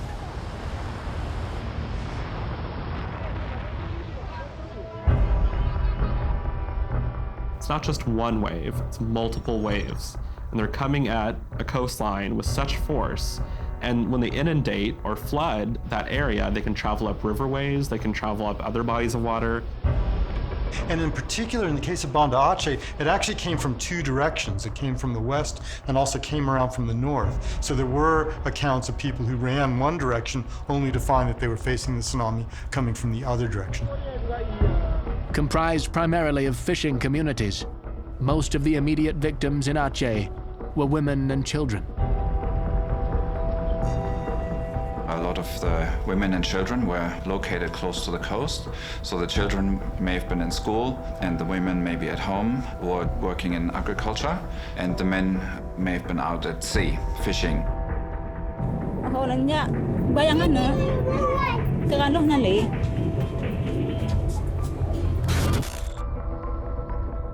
Some of those fishermen may have been completely unaware of the horrors unfolding at home.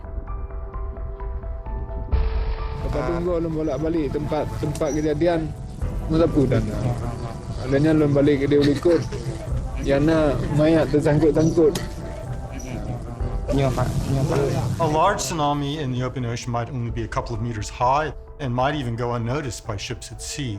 But when it approaches shore, it undergoes a phenomenon called shoaling, where all the energy that's in that deep column of water gets compressed.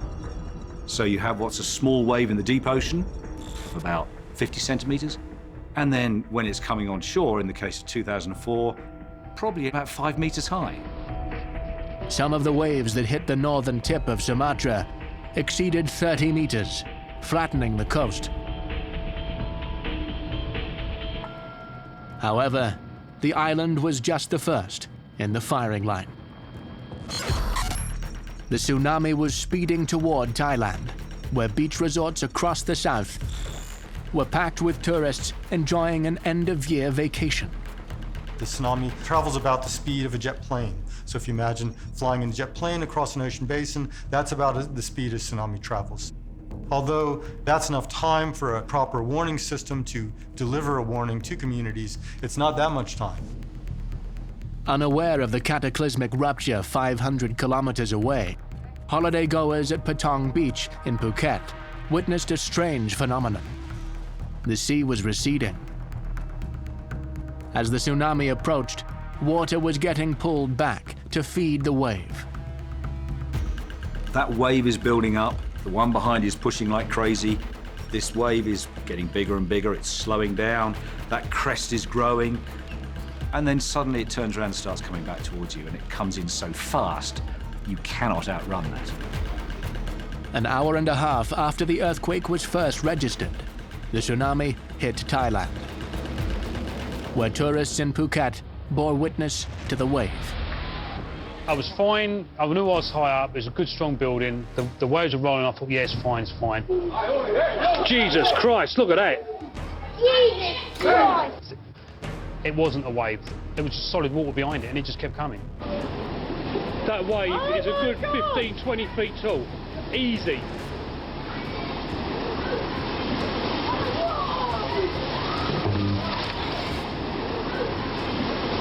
Nothing was going to stop that wave. It breaks a long way offshore, so you just have this roiling mass of hell, you know, up to about 5 meters high, zooming towards you at about the speed of a 5,000-meter Olympic runner. So, can you outrun that? Just hit, and there was devastation. Boats getting smashed everywhere, people being washed away, just carnage. Water rushed into hotels, in some cases inundating the third floor. Rooms filled up in 30 seconds. One of our friends had to throw the TV through the window to climb out. There's cars gone through shop windows, trucks being blown over. The destructive power of the tsunami was unstoppable. Each cubic meter of water weighs a ton, and the waves from the Indian Ocean delivered 100,000 tons of water to each 1.5 meters of coastline. The power is unbelievable. Just back there was a tractor, and it's nothing against the power of the wave. The event is chaotic because a tsunami destroys everything. It doesn't pick and choose. It doesn't say, oh, I'll leave that house behind, or I'll leave that kid behind. He was lost for 2 hours. The flood washed him away by himself. And he hung onto a door in the hotel until the water came down and came out 2 hours later. Of the Thai areas hit, Khao Lak suffered the worst, with 4,000 perishing. But the tsunami would continue, sweeping across the Bay of Bengal.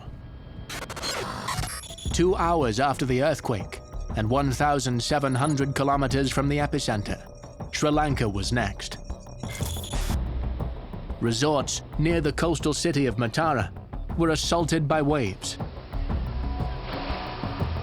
It burst through the door, and we were lucky in other rooms it burst through the whole wall and just washed in, at which stage we just left everything and ran. When Sri Lanka was hit, a railway train on the coastal line was crowded with passengers. At the village of Peralaya, the first of the gigantic waves arrived. The train stopped as water surged around it.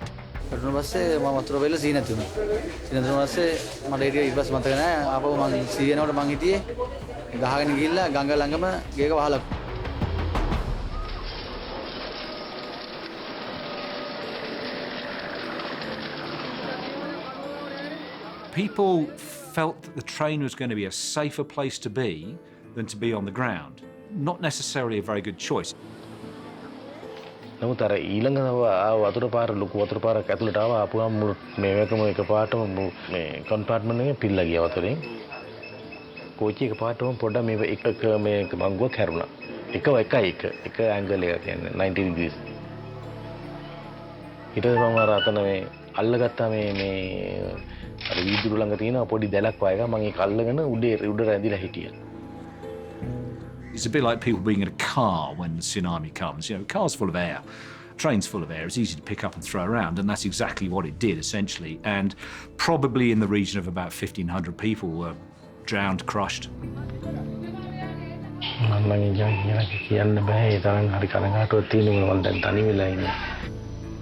In terms of the death toll, it became the world's single worst train disaster, adding to a confirmed death toll of over 35,000 people.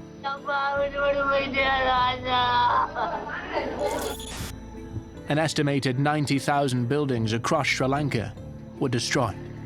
The southeastern part of Sri Lanka and the south part were the worst hit, most definitely. You could see inundation going well over a kilometre inland. A lot of the tourist hotels on that part of the coast, you couldn't see them anymore. It was just a layer of rubble disappearing into the distance.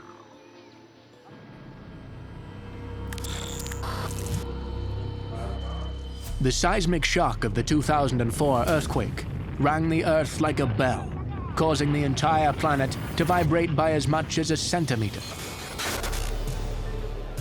It was recorded as a moment magnitude 9.2 event, a scale used by seismologists to compare the size of earthquakes. Magnitude's a number that's logarithmic, and what that means is every time you step a magnitude unit, you're increasing the motion by about a factor of 10 and the energy by about a factor of 30. Before the moment magnitude scale was developed in the 70s, we really relied on the amount of shaking that was observed in an earthquake to determine how big that earthquake is. But the moment magnitude scale is important because it relates to actual physical properties of the earthquake. It's proportional to the area of the fault that ruptured in that earthquake, and also the amount that fault moved in the earthquake. The Sumatra quake was the third most powerful ever recorded. However, a tsunami-triggering event in 1960 released almost 3 times the energy. The most powerful earthquake ever recorded is a magnitude 9.5. It's called the Valdivia earthquake, which came in sort of southern central Chile. On the 22nd of May, South America was throttled by a quake lasting over 10 minutes. Rubble and ruin in the Pacific port of Concepcion in Chile, which has suffered the worst series of earthquakes in all its history.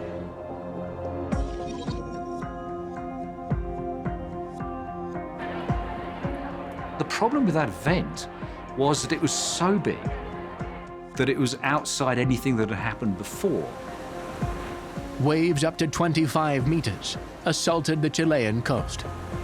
There's a big debate as to how many people died in 1960 in Chile, anything between about 1,000 and 5,000 people, which is a huge range. Bearing in mind it was not a particularly well-populated coastline, that's a lot of the population, because they simply couldn't get away.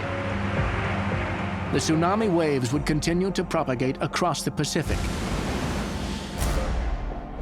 Waves were recorded 10,000 kilometers from the epicenter, as far away as the Philippines. It killed people in the United States. It killed over 100 people in Japan, 61 people in Hawaii. It inundated the coasts of New Zealand. It was a phenomenally big event. As with the 2004 Sumatra tsunami, the Valdivia event was triggered by a megathrust earthquake. Megathrust earthquakes occur on boundaries between oceanic plates and continental plates, where you have the oceanic plate subducting beneath the continental plate. And in this region, you can store a massive amount of energy over a large area. That ocean plate that's diving into the Earth's mantle, it actually gets bent through quite a large angle. That causes huge stresses to build up within that plate. When that stress is released, it does so violently. So you get this movement of a huge fault at shallow depths beneath the ocean. And that's what causes a tsunami.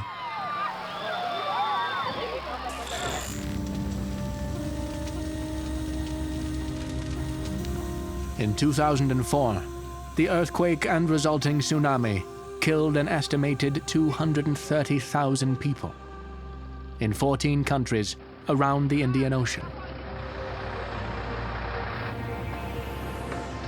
Part of the reason for the horrific death toll, people were not aware that a tsunami was coming and didn't expect one. There was a real problem with education and preparedness in this case. So many of the people in that area weren't aware of tsunamis and didn't know to use the natural warning signs as a signal that they should evacuate. A catastrophic tsunami wasn't expected in the region, even though there were warning signs. There was evidence from geological studies of corals along the Sumatra coast, as well as historical accounts of large tsunamis. After investigating this, we did think that there was reason to have a warning system in the Indian Ocean, precisely because you could get these major events occurring there.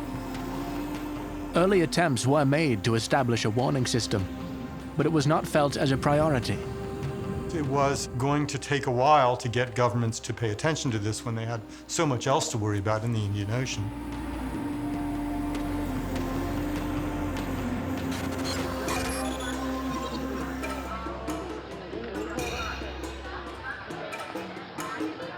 As the waters started to recede along coastal Thailand, the true scale of the devastation became clear. Nearly 8,500 people were injured in that country alone, many requiring severe medical attention. I've gone by ambulance 6 hours the whole night, and now wait 10 hours and then 10 hours flight. I think then I will be really ill. But among the havoc wreaked by the tsunami, there were those beyond the reach of emergency services. When an earthquake happens, it can be devastating, but usually it's not such a huge area, and you have some idea of where the casualties are and where you need to rescue people. Whereas with the tsunami, they have these huge debris fields, and you have no idea where people might be either dead or alive.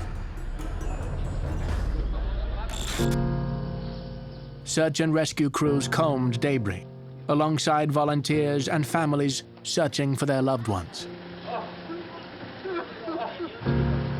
Family members posted flyers with pictures and descriptions of those missing. At this point, we're hoping against hope that they're still alive somewhere, hoping that they're not unconscious and can't speak or something like that. But within days, the chances of finding people alive faded dramatically. I think after 5 days, I think they died. Bodies continued to wash up on beaches 3 days after the tsunami. Rescue teams turned into retrieval crews. Bodies can be swept quite long distances.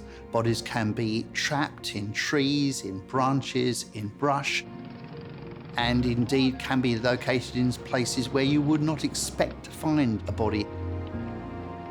So you will often get a situation where bodies are recovered perhaps weeks or months later in unusual places that were not subject to a detailed search at the time. 都是尸体啊哈，所以没有什么困难性。那当然有一些被压住的哈，有的人被压住，树压住，啊，我们用锯的把它切开，然后它搬出来。 The dead were wrapped in tarps as workers sprayed chemicals to prevent the spread of disease. As the death toll climbed, the international impact of the disaster became clear. Countries, let's say like Sweden, they had more people die from that event than any natural disaster they've had in their own country.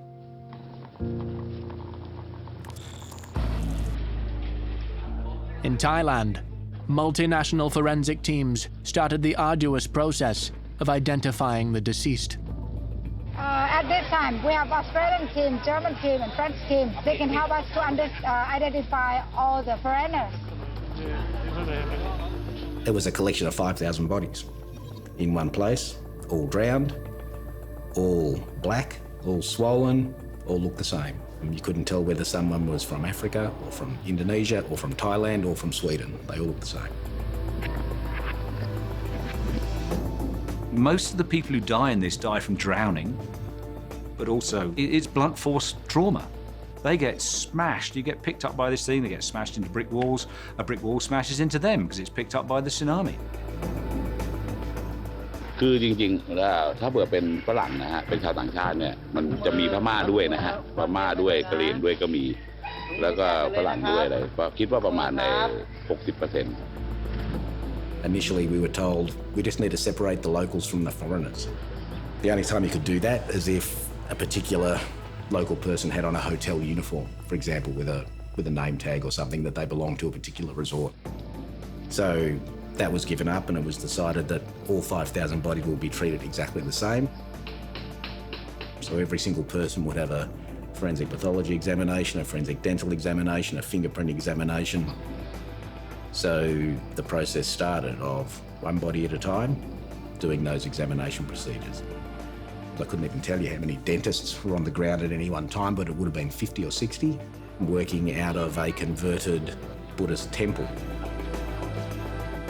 With temperatures reaching 39 degrees Celsius, the waterlogged bodies were quickly decomposing.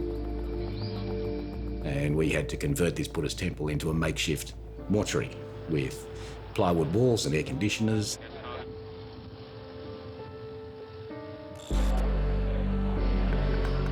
Since the 2004 tsunami, authorities contacted over 4,000 relatives to come and receive bodies. However, not all could be identified.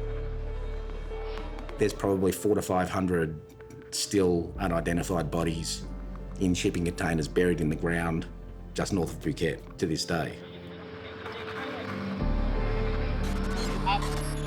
In Thailand, the tsunami killed around 5,400 people. But while the international media focused on tourists who perished in resorts, many locals were left to salvage the broken pieces of their lives. มันหายไปหมดหายกับน้ำบ้านก็พังหมดพี่ก็ตายพี่สาวอย่างนี้ก็ตายบ้านก็พังหมดไม่เหลืออะไรถึงนี่เสื้อนี่ก็แจกเมื่อวานนี่ก็นอนนี่นอนอยู่นี่ลูกนอนอยู่นี่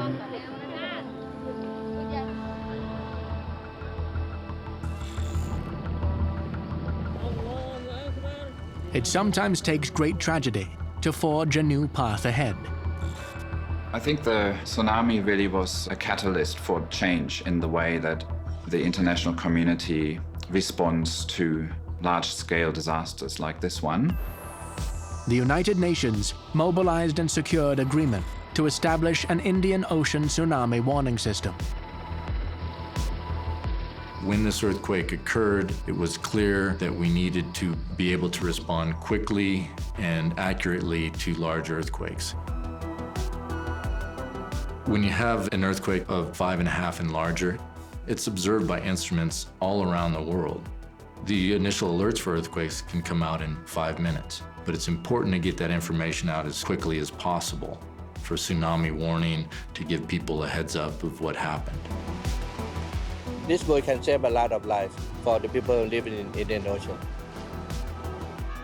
The new system, which became active in 2006, can provide those around the Indian Ocean with the kind of warning that may have saved lives in 2004.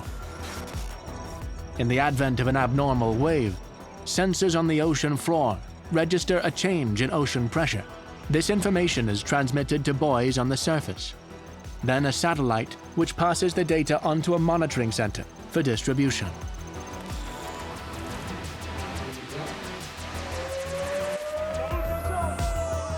As well as sending warnings out to the public, officials, and the media, the centers will record data that can influence evacuation plans and save lives.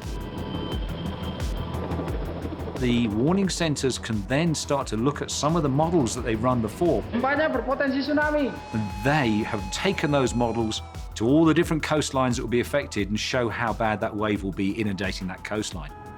So immediately you've got a lot more information about where to evacuate.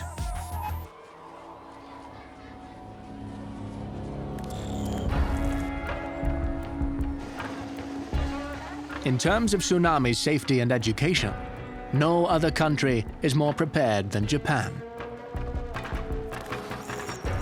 Nestled toward the top of the Pacific Ring of Fire, Japan is a volatile hub of seismic activity.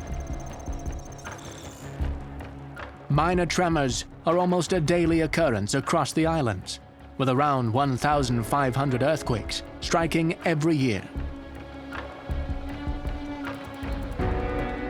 2,500 dead and missing is the toll of the earthquake and tidal wave that swept over a 200-mile stretch of shore along the northeast coast of Japan.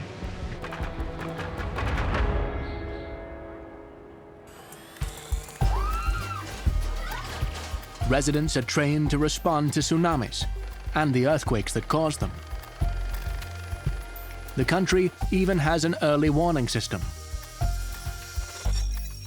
Earthquakes emit two types of waves: primary waves, which cause weak tremors, and secondary waves, which cause the bulk of earthquake destruction.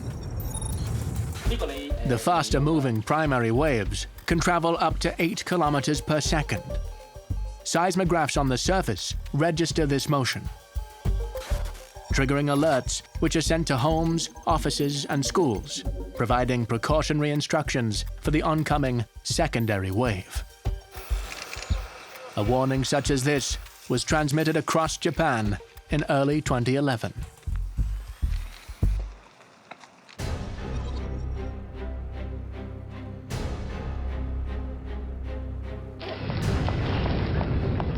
On the 11th of March, an undersea megathrust earthquake, measuring a magnitude of 9.0, struck 130 kilometers east of Sendai. It was the most powerful earthquake ever recorded in Japan. 373 kilometers from the epicenter, citizens of Tokyo received a minute's warning before skyscrapers began to sway. The earthquake was so intense, it shortened the length of the 24-hour day by 1.8 microseconds. 押さえたのさ、手で2つ。ところがこうなって曲げるんだよね。こいつ曲げてこうなってよ。あれの下になったんだ俺、ロッカーの。だけどちょうど机やったために、上さ机さこう倒れてながら、このすぐ前だから助かった。 The main rupture occurred over an area of only about 400 kilometers, and it had a huge amount of slip relative to previous earthquakes. In the 2004 Sumatra earthquake, the maximum amount of relative displacement was around 20 meters. The Japan earthquake caused 70 meters or more slip over that relatively small area. And because that slip happened right at the shallow part of the earthquake fault, it was very effective in generating a large tsunami. 地震とより大こう収まった時、その時ここから船に走っていって、そして船を大きさ出したの。津波来るんじゃねえかなと思ったから。A Japanese Coast Guard patrol ship was one of the first to encounter the tsunami a few kilometers offshore.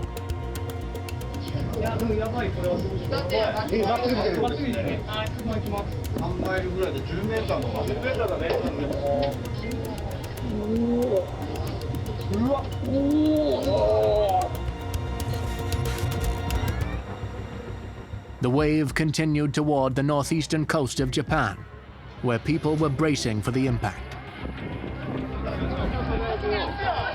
Japan is the most tsunami-prepared country in the world. Was it prepared for the 2011? No. They had done modeling, and they had inundation maps, and they had evacuation centers. They had evacuation routes where you should go. Fundamental mistake they made was They didn't think there could be an event that big. The initial warnings that went out talked about a wave smaller than the wave that was actually coming. Part of the problem was people not understanding what those wave heights were going to be, how far they had to go to be safe, and how quickly they had to do it. And in many cases, they had very little time. Many of the tsunami shields offered little protection. There are some places along the Tohoku coast where massive tsunami barriers have been constructed, and those were designed to prevent a tsunami of the maximum that was expected. In some cases, the barriers failed completely. And so those seawalls essentially became material for the tsunami to move around. They then became battering rams. In Miyako City, tsunami waves reached run-up heights of 39 meters, as narrow bays focused the onslaught of water. When a tsunami enters human population areas, the first thing it's going to do is essentially go along what is the path of least resistance, so it'll go up the rivers and it'll go down the streets. Across coastal centers, people clambered atop buildings, hoping their structures could withstand the oncoming torrents. When it comes across a building or something like that, it'll build up on that, just like when you see with a river in flood, it's flowing down, it's piling up and piling up and piling up, and if it has enough energy, that building falls over and it's gone. In the case of a tsunami, it is an incessant, continuing surge of water coming in, and it's picked up an awful lot of stuff to bring with it.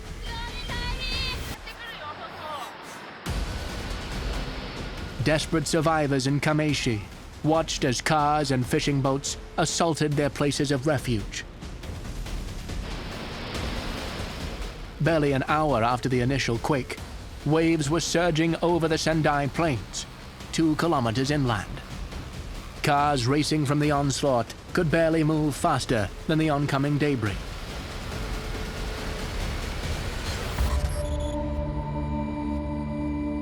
In some places, the tsunami bore inland more than 5 kilometers, leaving a trail of utter devastation. Starts off with total destruction, and as that starts to decrease, it starts to leave behind the stuff that it picked up as it started to move inland. Across the world's most tsunami-prepared country, an area of approximately 560 square kilometers was inundated. It's his house, here.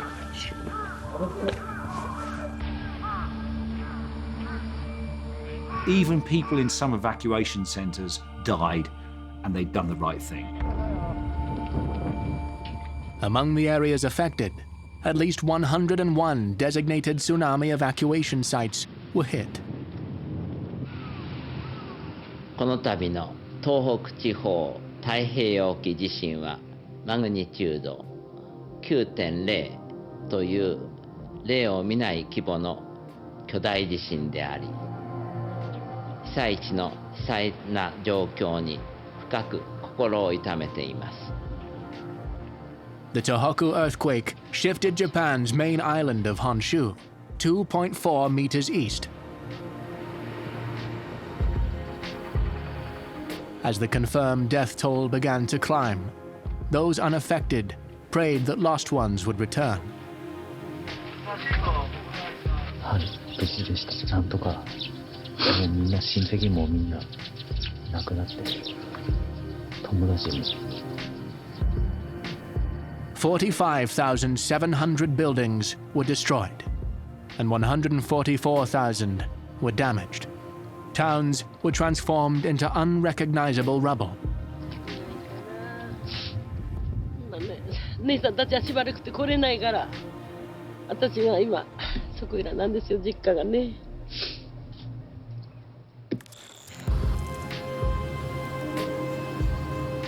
Sendai was in the direct firing line of both the earthquake and the tsunami. Days after the waves, industrial complexes still burned, fueled by ruptured oil storage tanks and liquefied natural gas. stockpiled at the port. Over 4 million homes across Japan were left without electricity.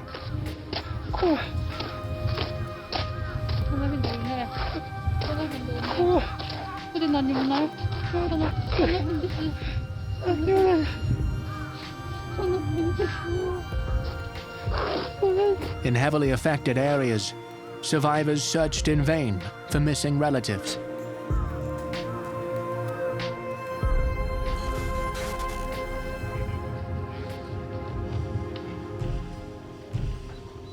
International emergency crews combed through wreckage,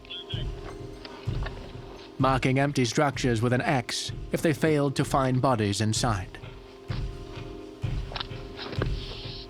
And the idea is to slowly progress through all the buildings and vehicles to make sure there's no persons missing in them. The earthquake and tsunami claimed over 15,800 lives. More than 2,500 on top of that were recorded missing. Amongst the severe pain and loss, there were a few stories of hope, as lucky families were reunited. 山回って来たんですよ。そしたらもう水もなければ、帰ってきたら水もなければ、もう全部バラバラになってしまって、今ようやく再開して、無事だっていうことで、子供たちはって言ったら別だって、おばあさんが流されて一回アバランカを打って入院してるって、ただ奥さんがいないっていうことで今再開したんですけど。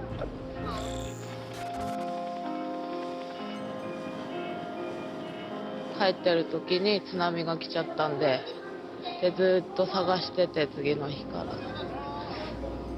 奇跡だと思います。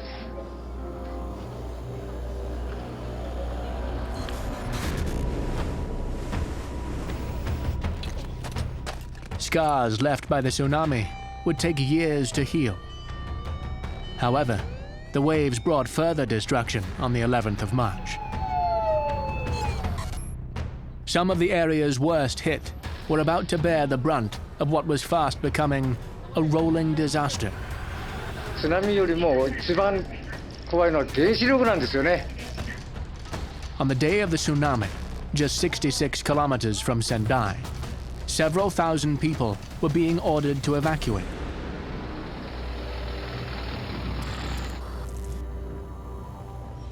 Multiple reactors at the Fukushima Daiichi power plant were going into meltdown.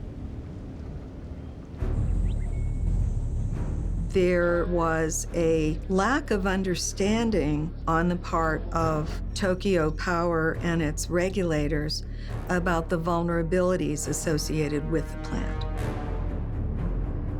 The TEPCO plant had survived the earthquake, and the tsunami warning system had shut down the reactors, switching power for the cooling mechanisms to the backup diesel generators. But the generators were rendered inoperable as the waves swept over the 5.6-meter tsunami barrier. Fukushima had a seawall. It just wasn't big enough. Simple as that. And again, this comes back to the fact that they were prepared for an event that was smaller. In the case of the Fukushima reactor, the tsunami knocked out the auxiliary power supply, and so the reactor was not able to shut down and ended up, going into meltdown. A total of 3 reactors at the plant started overheating. Pressurized hydrogen gas, building up in 2 of the containment buildings, caused a series of explosions.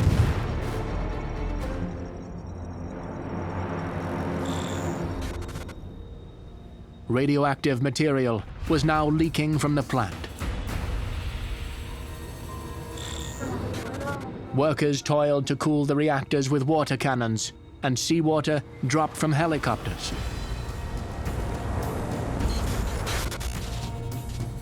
At the end of March, the evacuation zone expanded to 30 kilometers around the plant. Fractures in the plant's trenches and tunnels caused radiation to leak into the ocean.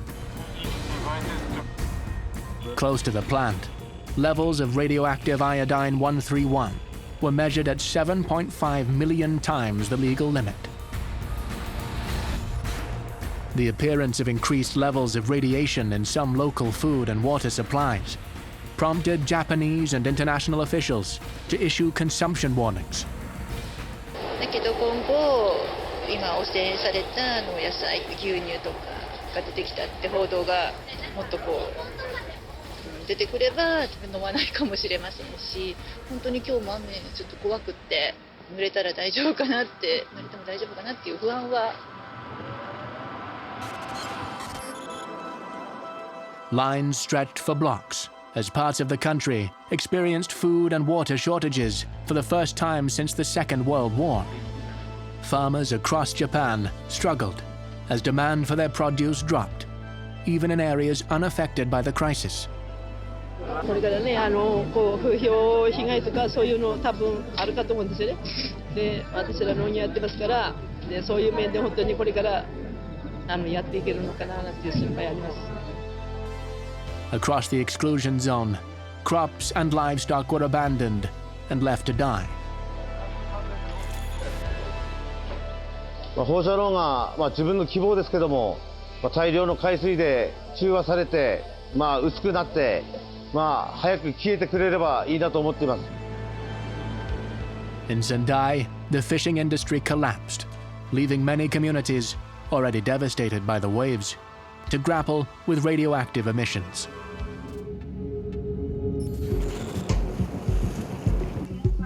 On the 7th anniversary of the disaster, TEPCO revealed that it had reduced the rate of contaminated water reaching the reactors from 400 tons per day to 100. 前から比べればだいぶ環境も良くなって、安定してきてるというか、そういうふうに見えるんですけど、ただ、まだまだ先は長いと思うんで、今のところは今後どうなるかっていうのははっきり分かりません。1 million tons of radioactive water still sits at the site, waiting for authorities to determine how to dispose of it. The Fukushima incident was the worst nuclear disaster since Chernobyl in 1986. A parliament-appointed investigation committee concluded that the disaster was man-made, the result of collusion between the government, regulators, and the operator of the plant, Tokyo Electric Power Company.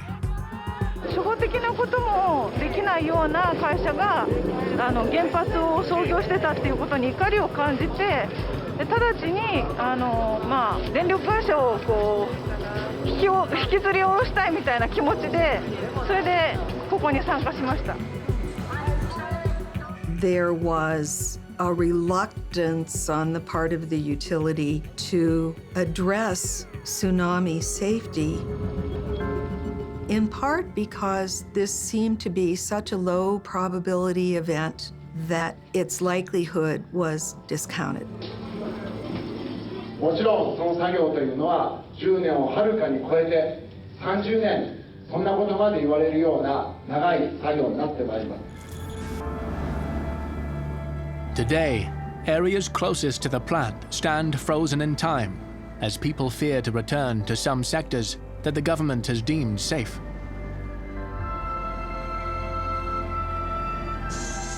Japan will continue to carry the horror of the Tohoku tsunami for decades to come, but it has the wealth and facilities to slowly heal. For those in less economically stable areas, recovery is not always so certain.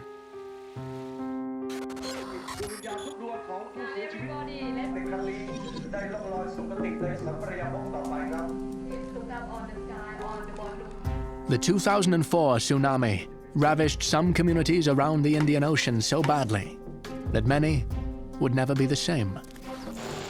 Apart from the loss of life, the environmental and economic impact was enormous, requiring global assistance to rebuild. Rallying together, the international community donated $14 billion in aid across affected countries. In the 5 years following the tsunami, The International Federation of Red Cross Societies alone provided nearly 5 million people with assistance, rebuilding 51,000 new houses and restoring nearly 300 hospitals and clinics. One of the issues also in the Indian tsunami was the state of the coastal mangroves and other ecosystems that were degraded. And so there was an effort to restore and to plant more mangrove forests around the coasts. ผมไม่เคยคิดเห็นความสำคัญของป่าเลย ไปเข้าในป่าก็ตัดโค่นสบายเลย แต่พอหลังเกิดสึนามิเนี่ย มันทำให้คิดว่าปลุกจิตสำนึกถ้าว่ามีป่าอุดมสมบูรณ์แล้ว Revitalized mangroves create a buffer between communities and any coastal hazards. There's now a big drive from many organizations to promote nature-based solutions or ecosystem-based approaches because it creates a lot of benefits, not only in terms of risk reduction, but also in terms of livelihoods and sustainability. We like to empowering the people to look after their environment by themselves.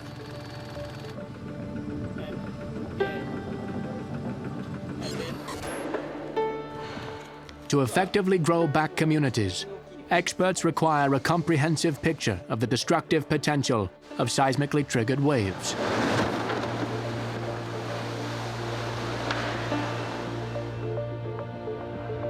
The first accounts of a tsunami date over 4,000 years ago. But in the last 2 decades, we've experienced 2 events unprecedented in scale. We can't predict exactly how big and where an earthquake will be, but we can predict regions that are potentially closer to having a very large earthquake. Earthquake-prone coastal areas need to look to recent tragedies and prepare for the inevitability of the next tsunami. While the Indian Ocean and Tohoku tsunamis left trails of disaster, they also provided data that could one day save lives. We could trace the entire inundation of this tsunami all the way through 5 kilometers inland. We can now say to you, okay, once every X number of years, you're going to get a wave this big coming through. We can only hope that we are better prepared when disaster strikes from the sea once more.